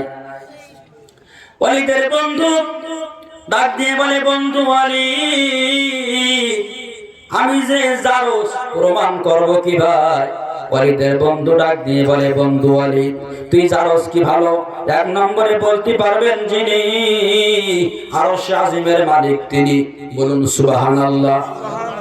2 নম্বরে বলতে পারবে তোর মা 10 মাস 10 দিন পর্যন্ত যার গর্ভে তুই ছিলি ওই মা বলতে পারবে তুই আল্লাহর সাথে তোর তো কোনো সম্পর্ক নাই, জলদি করে তুই তোর মার কাছে চলে যা, গে শুনে আয় তুই সন্তান কয় নাম্বার। ওয়ালিদে মালকাসা মারা, হাতে তরবারি, গিয়েছে বাড়িতে। ও মা দরজাটা খোল। মা দর খুলে দেখে মালকাসা মারা, হাতে তরবারি। মা মনে করছে মনে হয় জিহাদের ময়দানে যাবে, এসেছে দোয়া নিতে। ডাক দিয়ে বলে, বাবা তুমি যাও জিহাদের ময়দানে, কোনো সমস্যা নাই। ডাক দিয়ে বলে, মা সব কথা বাদ দাও, জিহাদ পরে আগে তুমি বলো আমি সন্তান 1 নম্বর না 2 নাম্বার? আমি জারস কি ভালো এটা তুমি বলে দাও গো মা। ওয়ালিদের মা ডাক দিয়ে বলে, বাবা আমার 1 পা কবরের মধ্যে আর 1 পা কবরের বাইরে, জীবন ও মৃত্যুর মুহূর্তে আমি দাঁড়িয়ে আছি। তোমার প্রশ্নটা অনেক বেশি দামি, এরকম প্রশ্ন তুই কেন করলি? ডাক দিয়ে বলে, মা আমার জন্ম নিয়ে কথা বলেছেন যিনি, আখিরি জামানার বিশ্ব নবী হয়েছেন তিনি। আল্লাহু আকবার। ওয়ালিদের মা চিন্তা করে বিশ্ব নবীর মুখ থেকে আজকে যখন আসল কথা বাইর হয়ে গেল, পৃথিবীর কেউ জানে না, আল্লাহ জানে আর আমি জানি, আর যে সমস্যা করেছে ওই কি জানে। কিন্তু আজকে যখন নবীর মুখ থেকে যখন প্রমাণ হয়ে যাচ্ছে, আমি আর ফাঁস করব, আমি এবার ফাঁস করে দেব, আমি আর সাফা রাখবো না। ওয়ালিদের মা ওয়ালিদের গায়ে মাথায় হাত বুলিয়ে দেয় আর বলে, বাবা তোর আব্বার আর আমার যখন বিবাহ হয়, বিবাহ হওয়ার পরে তোর আব্বার গায়ে খুব জ্বর দেখা দেয়, এই জ্বরের কারণে তোর আব্বার গা থেকে কাঁপতে কাঁপতে যৌবন চলে যায়, আর কোনোদিন যৌবন ফিরে আসলো না। তোর আব্বা ছিল সমাজের অবৈধ নেতা, ভোট চুরি করা নেতা, ভোট হলে তোর আব্বা পাস করতে পারে না। এখন তোর আব্বা ছিল জায়গা মতো দুর্বল, তার ঘর আমি করব না, আমি তখন চলে যাব। তোর আব্বা বলল তুমি যেও না, তোমার মন চায় তুমি তাই করো। তোর আব্বার সিরিয়ার বন্ধুর সাথে আমি এক জায়গায় হয়েছিলাম, আমাদের মিলন হয়েছিল। এর ওয়ালিদ, ওয়ালিদের মা ওয়ালিদের গায়ে মাথায় হাত বুলিয়ে দেয় আর বলে বাবা তুই কিছু মনে নিস না, তুই টাটকা অরিজিনাল হাইব্রিডে যার সন্তান, এতে কোনো সন্দেহ না। যারা নবী নিয়ে, আলেম নিয়ে, মাদ্রাসা নিয়ে, মসজিদ নিয়ে যারা কথা বলে, একটু হিসাব করে দেখেন ওরাও জারস অবৈধ সন্তান, এতে কোনো সন্দেহ নাই। কথা বলেন ঠিক কিনা? কোন সভ্য বাপের জন্ম দেওয়া সন্তান মাহফিলের বিরুদ্ধে কথা বলতে পারে না, মসজিদের বিরুদ্ধে কথা বলতে পারে না, আলেমদের বিরুদ্ধে কথা বলতে পারে না, আল্লাহ পাকের কোরআনের বিরুদ্ধে কথা বলতে পারে না। কথা বলেন ঠিক কিনা? সম্মানিত বন্ধুগণ, আমার আল্লাহ পাক রব্বুল আলামিন 30 পারা কোরআন নাজিল করেছে। আবু জেহেল যখন ক্ষমতায় ছিল, আবু জেহেলের ছোট্টবেলার বন্ধু, নাম তার আকনাস। বলুন কি নাম? জোরে বলেন। আকনাস। ওয়াজ মুখস্থ করে বাড়ি যেতে হবে। কি যেতে হবে? মুখস্থ করতে হবে ওয়াজ। এক মুরব্বী ওয়াজ শুনে বাড়িতে গেছে, গিয়ে বলতেছে ওঠ, ওয়াজ শুনে আলাম, তুই খালি ঘুমাচ্ছিস? ডাক দিছে, হুজুর কি ওয়াজ করবি? তাই হাত দিয়ে চলতেছে, বলতেছে ওয়াজ তো মানে খেসুরির টেস্ট ভালো, খেসুরির টেস্ট মনে করলে হবে না, ওয়াজ মনে রাখতে হবে। কথা বলেন ঠিক কিনা? আকনাস ডাক দিয়ে বলে বন্ধু আবু জেহেল রে, চলো তুমি আর আমি অমুক এক এলাকায় যাই, তোমার সাথে আর আমার সাথে একটা গোপন আলাপ আছে। কয় কি? কয় তুমি বলো। গোপন এলাকায় চলে গেছে। আকনাস বলতেছে বন্ধু, আবু জেহেল বলতেছে বন্ধু, আকনাস বলতেছে বন্ধু রে, তুমি বলো তো মুহাম্মদ ভালো না খারাপ? গোপন বইটাকে আবু জেহেল ডাক দিয়ে বলে বন্ধু কারোর সাথে বলার দরকার নাই, মুহাম্মাদের মতো ভালো মানুষ পৃথিবীর জমিনে আর কেউ না। এখানে একটা বোঝার আছে, আবু জেহেল গোপন বইটাকে আল্লাহর নবীকে ভালো বলেছিলে। সম্মানিত বন্ধুগণ, আকনাস ডাক দিয়ে বলে বন্ধু আবু জেহেল রে, সে যখন ভালো তবে আর দেরি করার দরকার নাই, চলো তুমি আর আমি তার হাতে হাত দিয়ে কলেমা পড়ে আমরা জান্নাতি মানুষ হয়ে যাই। আবু জেহেল ডাক দিয়ে বলে বন্ধু আমারও মনে চায় মুহাম্মদ নবীজির কলেমা পড়তে, ইসলাম ধর্ম গ্রহণ করতে, কিন্তু আমি 3 কারণে মুহাম্মদ নবীর কলেমা গ্রহণ করতে পারি না। বলুন তো আবু জেহেল কয় কারণে কলেমা পড়েনি? 3 কারণে। বলতেছে আকনাস বন্ধু আমারও মনে চাই মুহাম্মাদের কলেমা পড়তে, আমারও মনে চাই ইসলাম ধর্ম গ্রহণ করতে, কিন্তু আমি 3 কারণে মুহাম্মাদের কলেমা গ্রহণ করতে পারি না। বলুন তো কয় কারণ? 3 কারণ। সেই মুহূর্তে আকনাস ডাক দিয়ে বলে আবু জেহেল বন্ধু 3 কারণ, সে আবার কি? তখন আবু জেহেল ডাক দিয়ে বলে বন্ধু মুহাম্মাদের উপরে 30 পারা কোরআন নাজিল হয়েছে, ওই কোরআনের ব্যাখ্যা তুই কি জানিস? তুই আর আমি যেই কলেমা পড়বো,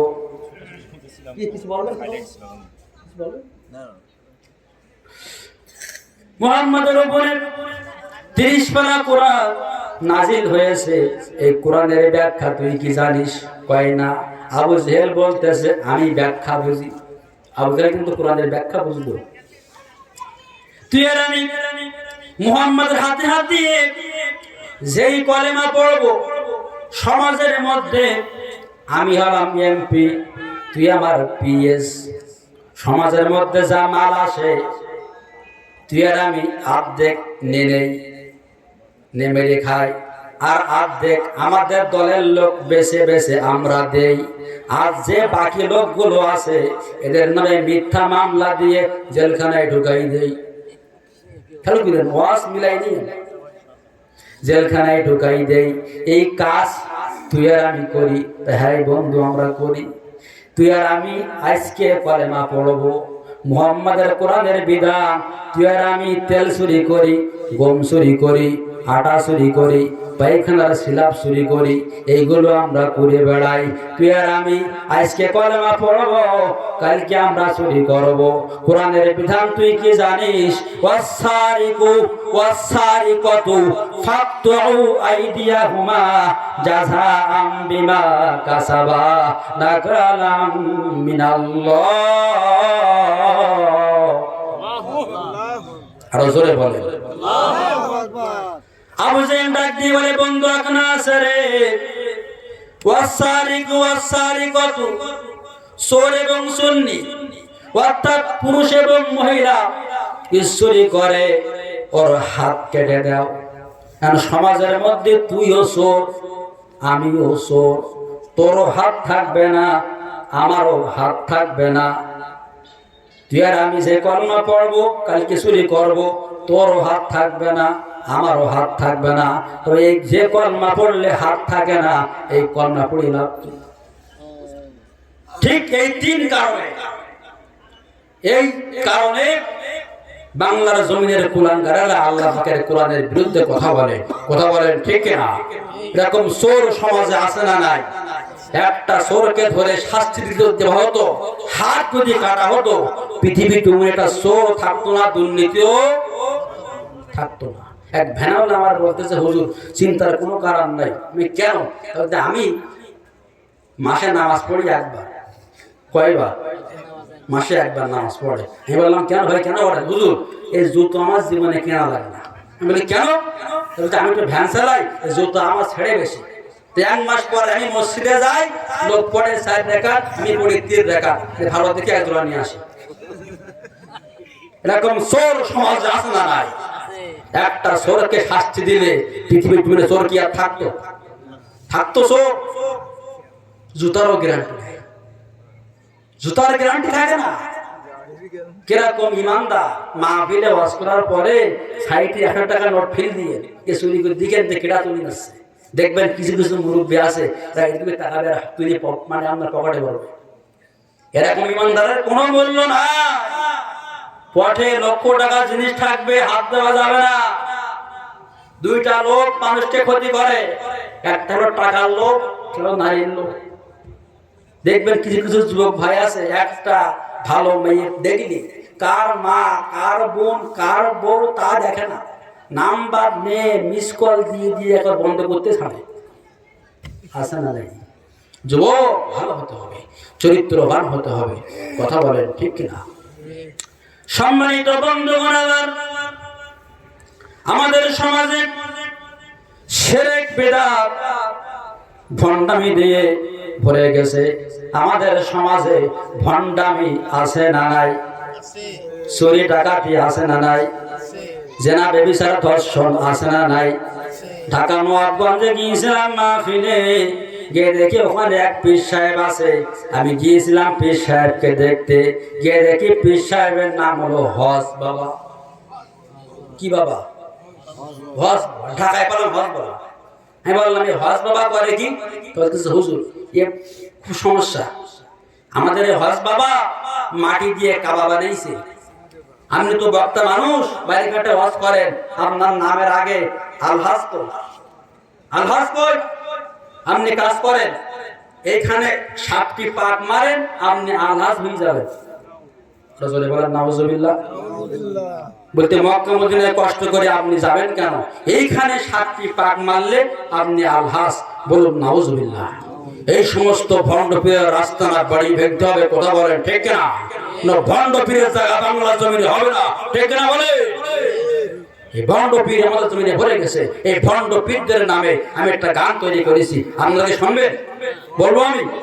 খাজার নামে মাজারে করে, খাজার নামে মাজারে করে দেখায় ওরা খাজার শান, দিনে করে ভণ্ডামি আর রাত্রি মারে গাজাইটা। আছে না নাই? দাড়ি টুপি নাই দে ওদের, আছে শুধু চুল, সুন্নাতের খবর নাই, আসে কেরসুল। ভণ্ড মাজারে যাবে যারা তারা হবে ইমান হারা, ভণ্ড মাজারে যাবে যারা তারা হবে সর্বহারা। দেখলে যায় না আসে না মানুষ নাকি হনুমান, দিনে করে ভণ্ডামি আর রাত্রি মারে গাজাই টান। কথা বলেন ঠিক কিনা? আমাদের সমাজে এই ভণ্ড পীর আছে না নাই? বিশাল বড় বড় রাস্তাগুলো সব নষ্ট করেছে টেরাকে, মাইলগুলো নষ্ট করেছে বেড়াকে, গ্রামগুলো নষ্ট করেছে সমিতি, আর মসজিদগুলো নষ্ট করেছে কমিটি। সব জায়গার কমিটি না, এই জায়গার কমিটি অনেক ভালো। আর সমাজকে নষ্ট করেছে ভণ্ড পীর। আমাদের সমাজে এরকম ভণ্ড পীর আছে না নাই? সম্মানিত বন্ধুগণ, আমার গোপালগঞ্জে গিয়েছিলাম মাহফিলে। আমার তো ওরা বাড়ি আসতে দেবে না, আমার জেওয়াজ প্রায় আটকাই দিল, বলতে হুজুর এই ওয়াজ করে আপনারা বাড়ি যাওয়া যাবে না। আমি গিয়েছিলাম, ওখানে এক পীর সাহেব আছে, পীরের নাম হলো বিড়ি বাবা। কি বাবা? বিড়ি বাবা। এর নাম বিড়ি বাবা কেন? হুজুরে যেমন বিড়ি খাওয়া খাইছে, এর নাম হয়েছে বিড়ি বাবা। এর কাজ কি? হুজুর এর কাজ হলো যাদের বাচ্চা হয় না, কি হয় না, যাদের বাচ্চা হয় না, আমাদের বাবা একটা বিড়ি মানে কুড়ি দেবে, সেই বিড়ি ওই নারী খাবে আর বাচ্চা হয়ে যাবে। বলুন নাউজুবিল্লাহ। বলুন তো বাচ্চা দেবার মালিক কে? সন্তান দেবার মালিক কে? না দেওয়ার মালিক কে? চুরি করার মালিক কে? শ্রোতা এবার লাইনে আছে, এর এক নম্বর শ্রোতা হতে হবে। কেন আগে শুনেছে চুরি করার মালিক কে, বলেছে আল্লাহ, এবার আর বলে নাই। এবার শ্রোতা ঠিক হয়ে গেছে। পরীক্ষা হবে, দেখবেন ছেলে খুব পারে, পরীক্ষায় গিয়ে ফেল করলো, পারার কোনো মূল্য নাই। তা আপনারা এবার পাস করেছেন, আর আমিও চাই আপনাদেরও যে পরীক্ষা হবে কিয়ামতের দিন, এই পরীক্ষাও আপনাদের পাস করতে হবে। সম্মানিত বন্ধুগণ আমার, সম্মানিত বন্ধুগণ, আমাদের পাস করতে হয় প্রত্যেকটা কাজে কাজে।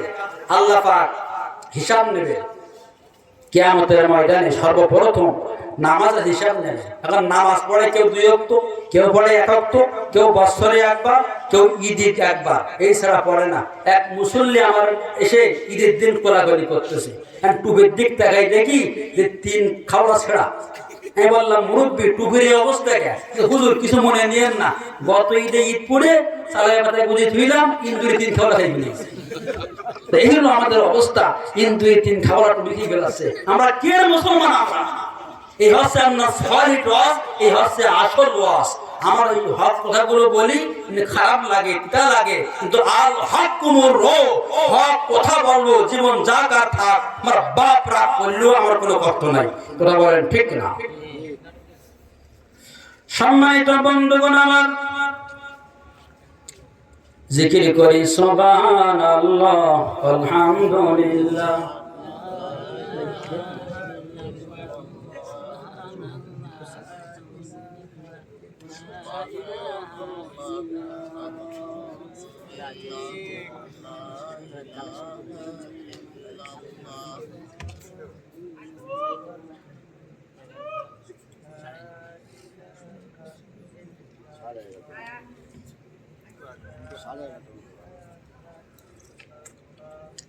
আগে আনন্দ লাগবে না, এসা জিকিরে জোতে রান কেন?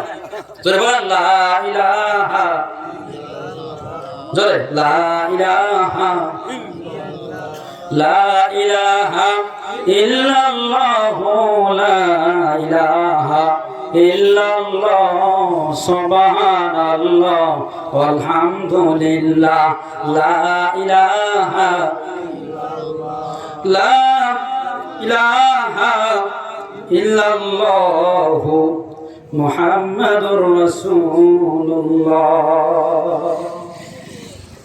সবাই সাল্লাল্লাহু আলাইহি ওয়াসাল্লাম। আমি শুনেছি আপনারা অনেক দান করেছেন। এখন বলেন এই মাদ্রাসা নবীর ঘর। বিশ্ব নবী বলেন কিয়ামতের দিন নবীর সঙ্গী হইয়া 3 শ্রেণীর মানুষ জান্নাতে যাবে। বলুন সুবহানাল্লাহ। কয় শ্রেণীর মানুষ? 3 শ্রেণীর মানুষ। এক শ্রেণীর মানুষ হলো আল্লাহর রাস্তায় যারা জিহাদ করবে। কি করবে? জিহাদ করবে। 2 নম্বরে যারা দান করবে। আর মেন যারা যাবে তারা হচ্ছে নবী রাসূলগণ। নবীদের কাতারে তারা জান্নাতে যাবে যারা শহীদ হবে আর যারা দান করবে। বলুন সুবহানাল্লাহ। তা আপনারা যে যা পারেন খুশি মতে আমাদের এই মাদ্রাসার কাজে দান করতে হবে। কিয়ামতের দিন এই মাদ্রাসার টাইলস গুলো, মাদ্রাসার ইট গুলো, মাদ্রাসার সমস্ত এগুলো আল্লাহ দরবারে সুপারিশ করবে। এই সুপারিশে আপনি জান্নাতের মেহমান হয়ে যাবেন। এবং মা বোনেরাও আছেন, কত টাকা পয়সা রাস্তাঘাটে হারিয়ে যায়, পড়ে যায়, কত দিকে চলে যায়। টাকা পয়সা কিছু না, হাতের ময়দা। একটা রোগ হইলেও 5,000 টাকা খরচ হয়ে যায়, একটা পড়া হইলেও 3,000 টাকা খরচ হয়ে যায়। এই জন্য সম্মানিত বন্ধুগণ আমার, যার যা আছে খুশি মতে সবাই একটু দান করেন। কত টাকা কত পয়সা ওখানে চলে যাবে, নষ্ট হয়ে যাবে, রোগ ব্যাধি হবে। কিন্তু বিশ্বনবী বলেন যারা দান করে এদের সন্তান ছেলে মেয়ে নেককার হয়ে যাবে। বলুন সুবহানাল্লাহ। কত টাকা কত পয়সা। আমার একজন ভাই 100 টাকা করলো দান, দুনিয়াতে আখিরাতে বাড়ায়া দিও সম্মান।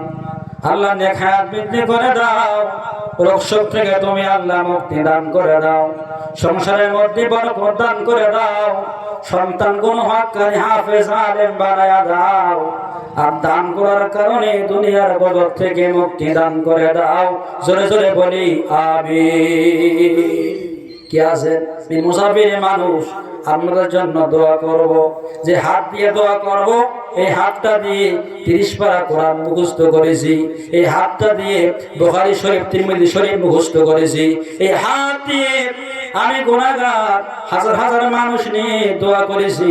সেই হাত দিয়ে আমাদের মাঝে দোয়া করব।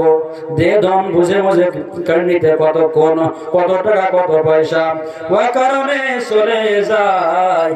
নবীর ঘরে দান করিলে পাহাড় হয়ে রয়। বলেন সবাই একটু বলেন কম বেশি।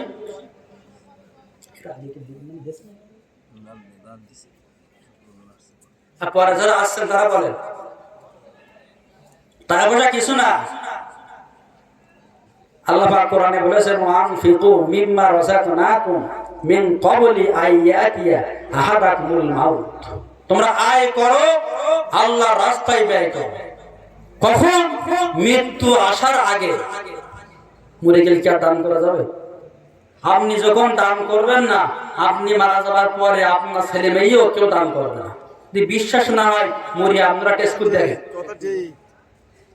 এই জন্য আপনারা সবাই একটু হাত দেন। যার আছে 100 200 500 50 10 কেউ ফিরে যাবেন না। ইউসুফ নবীকে মিশরের বাজারে বিক্রি হচ্ছে, কেন হচ্ছে? সেখানে বিক্রি হচ্ছে। এখন টাকা আরেক পাল্লায়, ইউসুফ নবী আরেক পাল্লায়, তবুও কিনতে পারে নাই। একজন বুড়িমা সুতার গুটি নিয়ে দৌড় দিচ্ছে কেনার জন্য। এজন লোক ডাক দিয়ে বলে, বুড়িমা তুমি যাচ্ছ কোথায়? টাকা আরেক পাল্লায়, ইউসুফ নবী আরেক পাল্লায়, তাই কিনতে পারে নাই। আর তুমি যাচ্ছ? না, আমি জানি ইউসুফ নবীকে আমি কিনতে পারবো না, কিন্তু আল্লাহ যখন বিচার করবে ইউসুফের কেনার সময় যে খাতা ছিল ওই খাতায় আমার নামটা উঠে যাবে। বলুন সুবহানাল্লাহ। তাই মুসাফির মানুষ আপনারা দান করেন, কিন্তু তো নামটা খাড়ায় থাক। 10 টাকা 20 টাকা 500 টাকা যা পারেন। কি নাম ভাইজান? আমার সিদ্দিক ভাই 100 টাকা করলো দান, দুনিয়াতে আখিরাতে তুমি বাড়ায়া দিও সম্মান। নেক হায়াত বৃদ্ধি করে দাও, উত্তম হায়াত দান করে দাও, রোগ শোক থেকে তুমি আল্লাহ মুক্তি দান করে দাও, সংসারের মধ্যে বরকত দান করে দাও, সন্তান ছেলে মেয়েগুলি নেককার বানায়া দাও, ইসলামের উপরে অটল থাকার তৌফিক দান করে দাও। জোরে জোরে বলি আল্লাহুম্মা আমিন।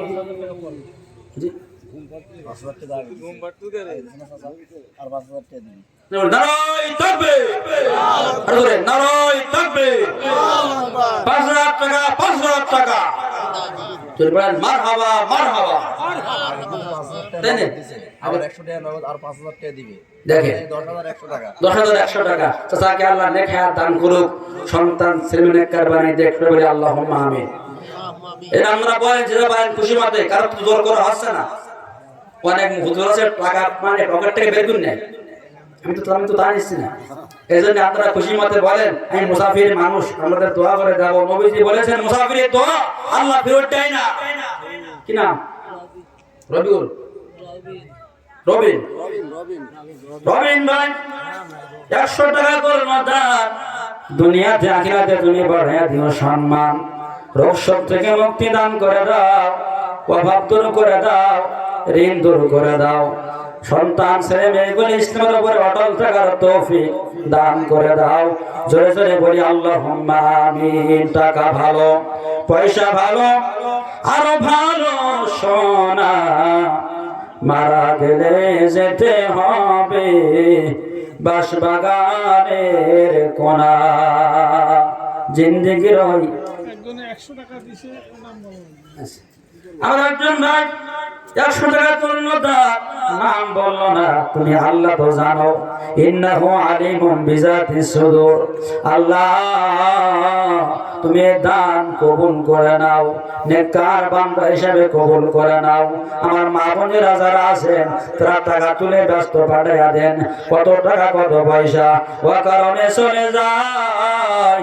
নবীর ঘরে দান করিলে পার হয়ে রয়ে যায়। দানকারীর ওই পিতা মাতা আল্লাহ সুখে রাখো আল্লাহ কবরে, নূরের টুপি পরায়া মাওলা ওঠায় রোজ হাসরে।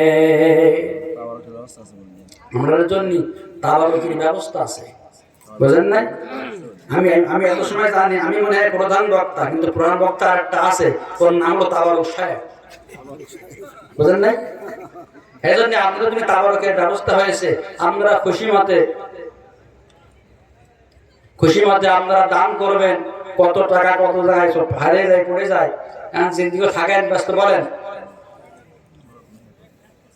আর এখন এত সময় ওয়াজ হলো, নামাজ পড়ার দরকার আছে না নাই?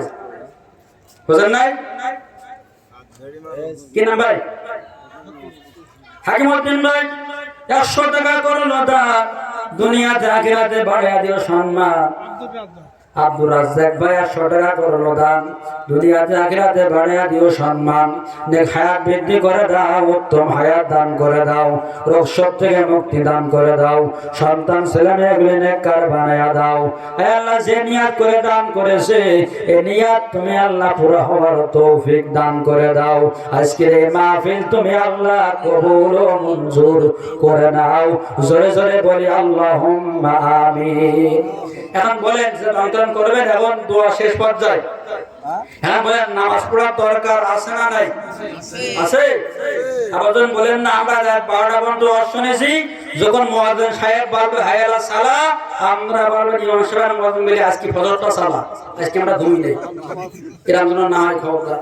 এই জন্য আপনারা ঠিক মতো নামাজ পড়বেন। বিষ্ণু বলেন বাইনার রজুলি ওয়া বাইনাল কুফরি তারকিস সালাহ। একটা মুসলমানদের মধ্যে আর একটা কাফেরের মধ্যে পার্থক্য হলো নামাজ। এখন বলুন তো, আমাদের নামাজ পড়া দরকার আছে না নাই? আল্লাহ পাক রব্বুল আলামিন নামাজ কি ফরজ হুকুম করে দিয়েছে। যে ব্যক্তি নামাজ পড়বে দুনিয়ার জমিনে আমার আল্লাহ তাকে রিজিকের অভাব দিবে না। সম্মানিত বন্ধুগণ, যিনি মাদ্রাসা পরিচালনা করেন উনি ওনাদের যত আত্মীয়স্বজন আছে বা ভাই বোন সব জন্ম হয়েছে, সব আশপাশে এরকম কবর খতম কোরআন করছে, একটু দোয়া করে পাশে পারিবারিক কবরস্থান আছে, এখানে সবাই আছে। এই যে মোহাম্মদ যে বেলাল উনি মারা গেছে, ওনার শ্বশুরও মারা গেছে, আর পাঠান বংশের অনেকে কবরে আছে, কোরআন খতম আছে, সবার জন্য দোয়া করি। সম্মানিত বন্ধুগণ, আমার আলোচনা বহু শোনা যাবে, কিন্তু মেন কি আমল। আমি 1 নাম্বারটা বলছিলাম, 2 আর 3 বাকি আছে, ওটা বলতে অনেক সময় লেগে যাবে, আর দরকার নেই। এখন মেন হলো আমল। আমরা সামান্য আমল করলে অতি আপনারা কি হয়ে যাবেন?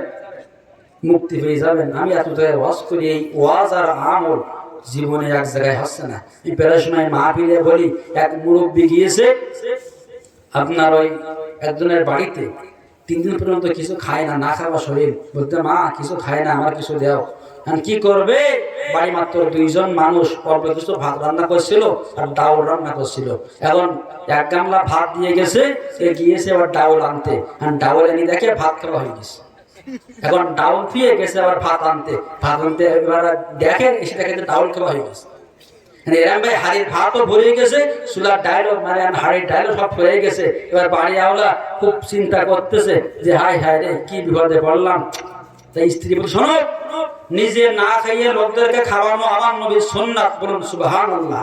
সেই কাজটা আমরা করেছি, আমরা না খেয়ে থাকবো। স্বামী বলতেছে, ওনে আমার চিন্তা হচ্ছে না, আমার চিন্তা হচ্ছে এক জায়গায়, যে ডাল আর ভাত আমি এক জায়গায় করতে পারলাম না। আজকে আমরা এত ওয়াজ করেছি, এই ওয়াজ আর আমল জীবনে এক জায়গায় করতে পারলাম না, আর আলেমরা এক হলো না। আল্লাহ পাক আমাদেরকে এই ওয়াজ আর আমল এক জায়গায় করার তৌফিক দান করুক। সমস্ত আলেমগুলোকে আল্লাহ এক বানিয়ে দেখ, বলুন আল্লাহুম্মা। আমার একজন ভাই দান করেছে, আল্লাহ তুমি এই দান কবুল করে নাও, বরকত দান করে দাও, নেক হায়াত বৃদ্ধি করে দাও। যে যা মারা গেছে আল্লাহ প্রত্যেকের কবর তুমি জান্নাতের বাগান বানায়া দাও। জোরে জোরে বলি আমিন। আমার একজন ভাই 200 টাকা করলো দান, নেক হায়াত বৃদ্ধি করে দাও, উত্তম হায়াত দান করে দাও। রোগ শোক থেকে তুমি আল্লাহ মুক্তি দান করে দাও, অভাব দূর করে দাও, ঋণ দূর করে দাও। যে নিয়তে দান করেছে আল্লাহ, এই নিয়ত তুমি পুরা করার তৌফিক দান করে দাও। আমিন ও আল্লাহ, আমিন ও আল্লাহ, আমিন। দানকারীদের জন্য তুমি আল্লাহ থেকো জামিন। দান করিলে মাল কমে না, নেকির পাল্লা হয় ভারী। বেশি বেশি দান করিলে জান্নাতে হয় তার বাড়ি। সবাই কবর জিয়ারতের নিয়ত করে আউযু বিল্লাহ বিসমিল্লাহ সহকারে সূরা ফাতিহা একবার, সূরা ইখলাস 3 বার, আস্তাগফিরুল্লাহ একবার। আসসালামু আলাইকুম হাওয়াল কবুল মুসলিমিন ইনশাআল্লাহ। রহমানির রহিম মালিক ইয়াউমিদ্দিন ইয়্যাকা না'বুদু ওয়া ইয়্যাকা নাস্তাঈন ইহদিনাস সিরাতাল মুস্তাকিম সিরাতাল লাযীনা আন'আমতা আলাইহিম গায়রিল মাগদুবি আলাইহিম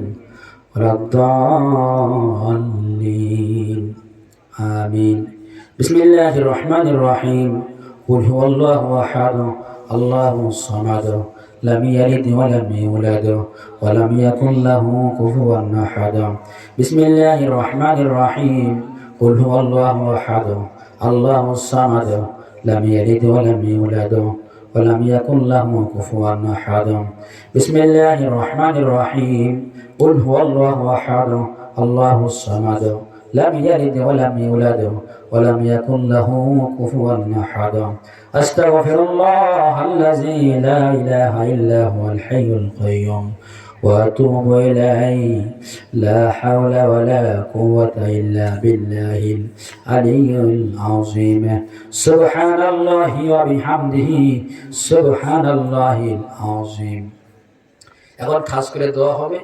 আমাদের বিষয়ে কারো সম্পদ ফাঁকি দিয়ে খাওয়া যাবে না, মিথ্যা কথা বলা যাবে না, আন্দাজে কারো দোষ দেওয়া যাবে না, আলেমদের নামে মিথ্যা দোষ দেওয়া যাবে না। ভালো দোয়া নিতে হবে, নেক দোয়া নিতে হবে। আল্লাহ পাক প্রত্যেকের আমল করার তৌফিক দান করুক। এখন খাস করে দোয়া হবে। একটু লম্বা আল্লাহুম্মা আমিন। আল্লাহুম্মা আমিন। রব্বানা ফাগফির লানা যুনুবানা ওয়া কাফির আন্না সাইয়্যাতিনা ওয়া তাওফানা মাল আবরার।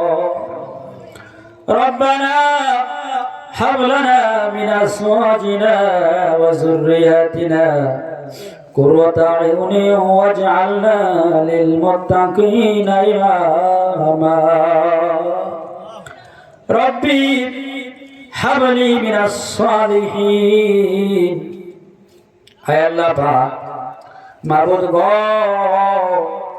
মুহাম্মদ বিলাল হোসেন হিফজুল কোরআন আইডিয়ার মাদ্রাসার উন্নতি কল্পে বিরাট ইসলামী জলসা মাহফিলে আয় আল্লাহ পাক মাগরিব থেকে আসর থেকে আলোচনা হয়েছে আমি গুনাহগার প্রধান বক্তা হিসেবে আখিরে দোয়া করতেছি মাহবুব আয় আল্লাহ পাক কোরআন খতম সহ আজকের এই সূরা ফাতিহা শরীফ ইখলাস শরীফ যা কিছু পড়া হয়েছে আল্লাহ ভুল ত্রুটিগুলি মাফ করে দিয়া আমাদের প্রাণ প্রিয় নবীজি তোমার একান্ত বন্ধু ওই নবীর পাক রওজা মুবারকে তুমি আল্লাহ পৌঁছায়া দাও আল্লাহ গো तमाम পৃথিবী মাটির নিচে যত মুসলমান বান্দা বান্দি দুনিয়া ছেড়ে তোমার ডাকের সাড়া দিয়ে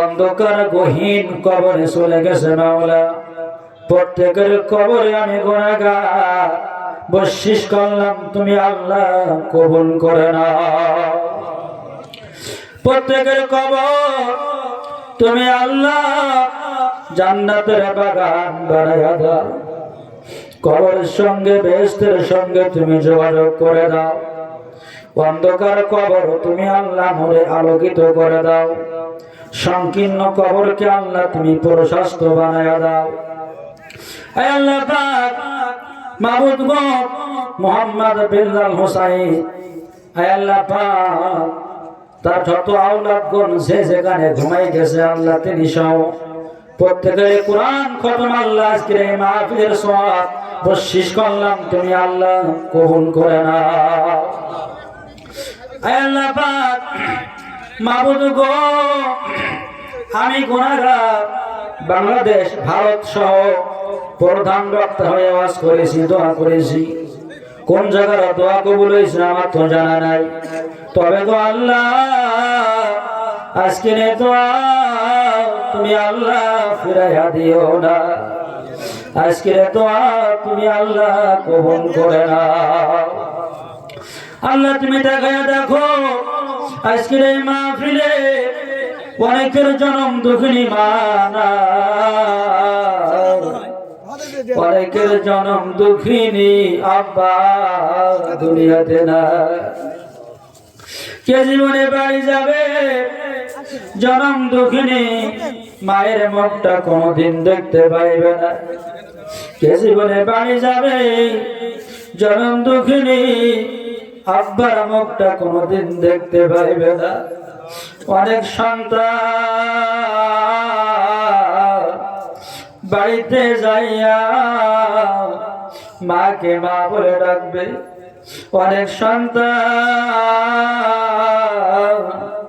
বাড়িতে যাইয়া আব্বাকে আব্বা বলে ডাকবে আর অনেক সন্তান মায়ের কথা মনে পড়ে আব্বার কথা মনে পড়ে চোখের পানিগুলো ছেড়ে দিয়া কাঁদবে এদের মা নাই এদের মা না কবরে আযাব থাকলে আযাব মাফ করে দাও এদের আব্বা না কবরে আযাব থাকলে আযাব মাফ করে দাও যাদের পিতা মাতা বেঁচে আছে আল্লাহ নেক হায়াত বৃদ্ধি করে দাও উত্তম হায়াত দান করে দাও পিতা মাতার খেদমত করার তৌফিক দান করে দাও পিতা মাতা কেমন জিনিস এই দুনিয়ার কেউ তো জানে না ওই ব্যক্তি মার বাপের মর্ম বোঝে যে ব্যক্তির মা বাপ দুনিয়া ছেড়ে অন্ধকার গহীন কবরে চলে গেছে রে মা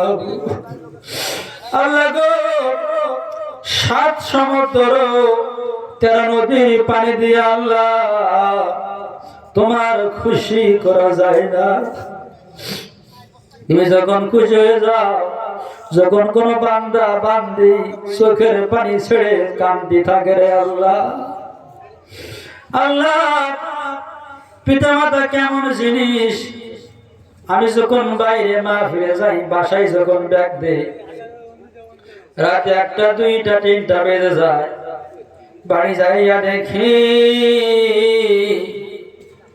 ছেলেরা ঘুমায় মেয়েরা ঘুমায় স্ত্রী ঘুমায় তাকায়া দেখি মার ঘরের মধ্যে আলো জ্বলে, তাকায়া দেখি মা বারান্দার কোনায় চুপ করে দাঁড়ায় আছে।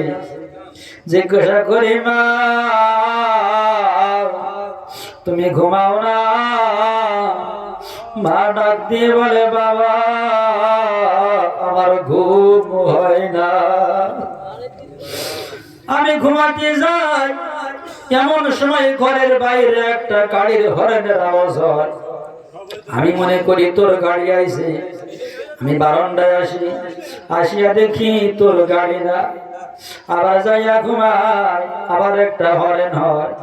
আবার বারান্দায় আসি, আসিয়া দেখি তোর গাড়ি না। তুই কি বুঝবি দেশের পরিস্থিতি ভালো না। 10 মাস 10 দিন পর্যন্ত কষ্ট করে আমার পেটের ভিতরে আমি তোর বোঝা বইছি। 10 মাস কোন মা ঘুমাতে পারে না, 10 মাস কোন মা খাইতে পারে না।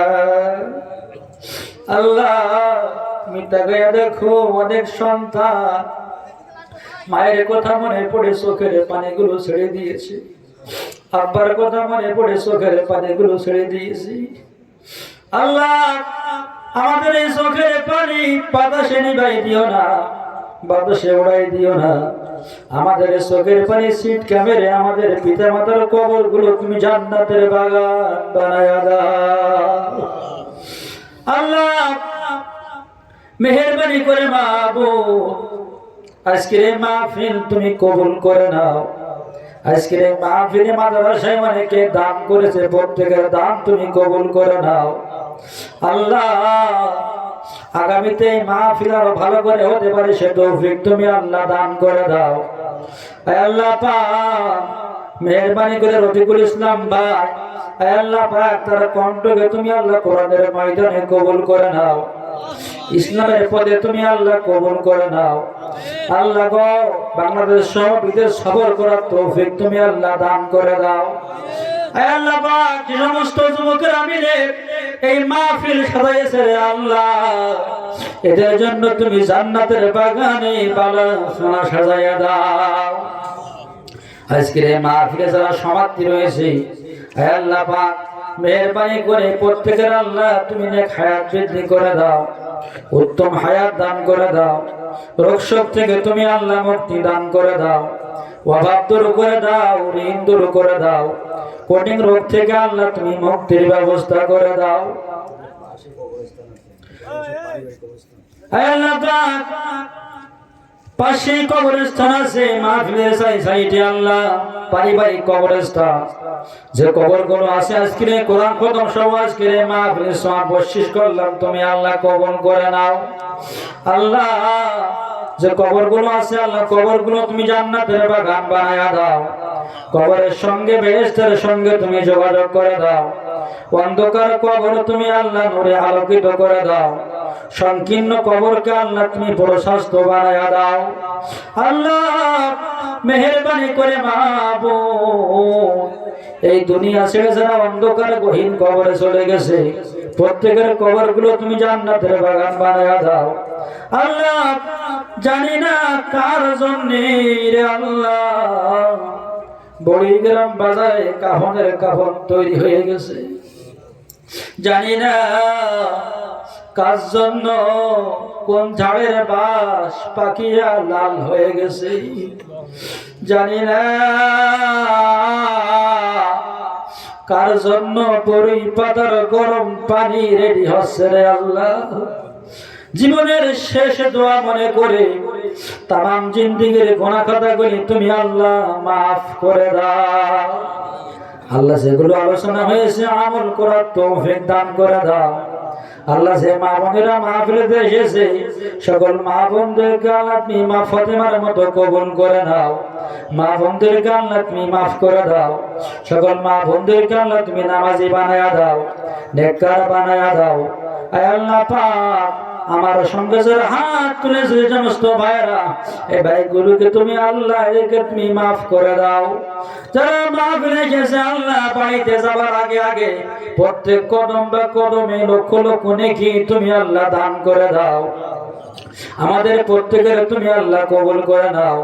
আল্লাহ আমার সঙ্গে কোরআনের হাফেজ আছে, আলেম আছে, হাজি সাহেব আছে, অনেক বক্তারা আছে, দাড়ি পাকা মুরব্বীরা আছে, মসজিদের ইমাম সাহেব আছে, আল্লাহ গো কচি কাজা মাসুম বাচ্চারা আছে, তোলা বলে আছে।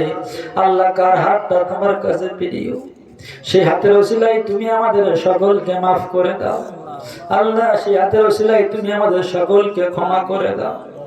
আল্লাহ নবীজি বলে লিকুল্লি আরবাঈনা ওয়ালিয়া, 40 জন মানুষ যেখানে এক জায়গায় হয় জীবনের গুনাহগুলো মাফ হয়ে যায়। আল্লাহ তুমি আমাদেরকে মাফ করে দাও, আল্লাহ তুমি ক্ষমা করে দাও। কোন দিন জানি রে আমাদের নামে মৌতের খবর এসে যাবে, মাইকে এলান হয়ে যাবে অমুক ব্যক্তি ইন্তেকাল করেছে। এই রঙিন পোশাকটা খুলে সাদা কাফনটা গায়ে জড়াইবে, তার আগে আগে তুমি আমাদের প্রত্যেকের মাফ করে দাও। আয় আল্লাহ পাক মাবুদ গো, এই বিল্লাল হোসেনের পিতৃকুল মাতৃকুল শ্বশুরকুল শাশুড়িকুল যত রক্তের আত্মীয় যে যেখানে ঘুমাই গেছে প্রত্যেকের কবর তুমি জান্নাতের বাগান বানায়া দাও। আল্লাহ আমাদের সকলের পিতৃকুল মাতৃকুল শ্বশুরকুল শাশুড়িকুল যত রক্তের আত্মীয় যে যেখানে ঘুমাই গেছে আল্লাহ প্রত্যেকের কবর তুমি জান্নাতের বাগান বানায়া দাও। আল্লাহ গো আমাদের প্রত্যেকের তুমি 5 ওয়াক্ত নামাজি বানায়া দাও, সন্তান ছেলে মেয়েগুলি নেককার বানায়া দাও। আজকের এই মাহফিল তুমি কবুল করে নাও। আল্লাহ গো রাত 12টা বেজে গেছে আল্লাহ, যে সময় কোর্ট বন্ধ হয়ে যায়, অফিস আদালত সব বন্ধ হয়ে যায়, কিন্তু গো আল্লাহ তোমার রহমতের দরজা তো খোলা। আল্লাহ আমরা গুনাহ করি এই জন্য আমাদের নাম হলো গুনাহগার, আপনি বান্দা বান্দির গুনাহ মাফ করে থাকো এই জন্য তোমার নাম হলো গফফার। আল্লাহ গফফার নামের ওসিলা করে তামাম জিন্দেগীর গুনাহ খাতাগুলি তুমি আল্লাহ মাফ করে দাও।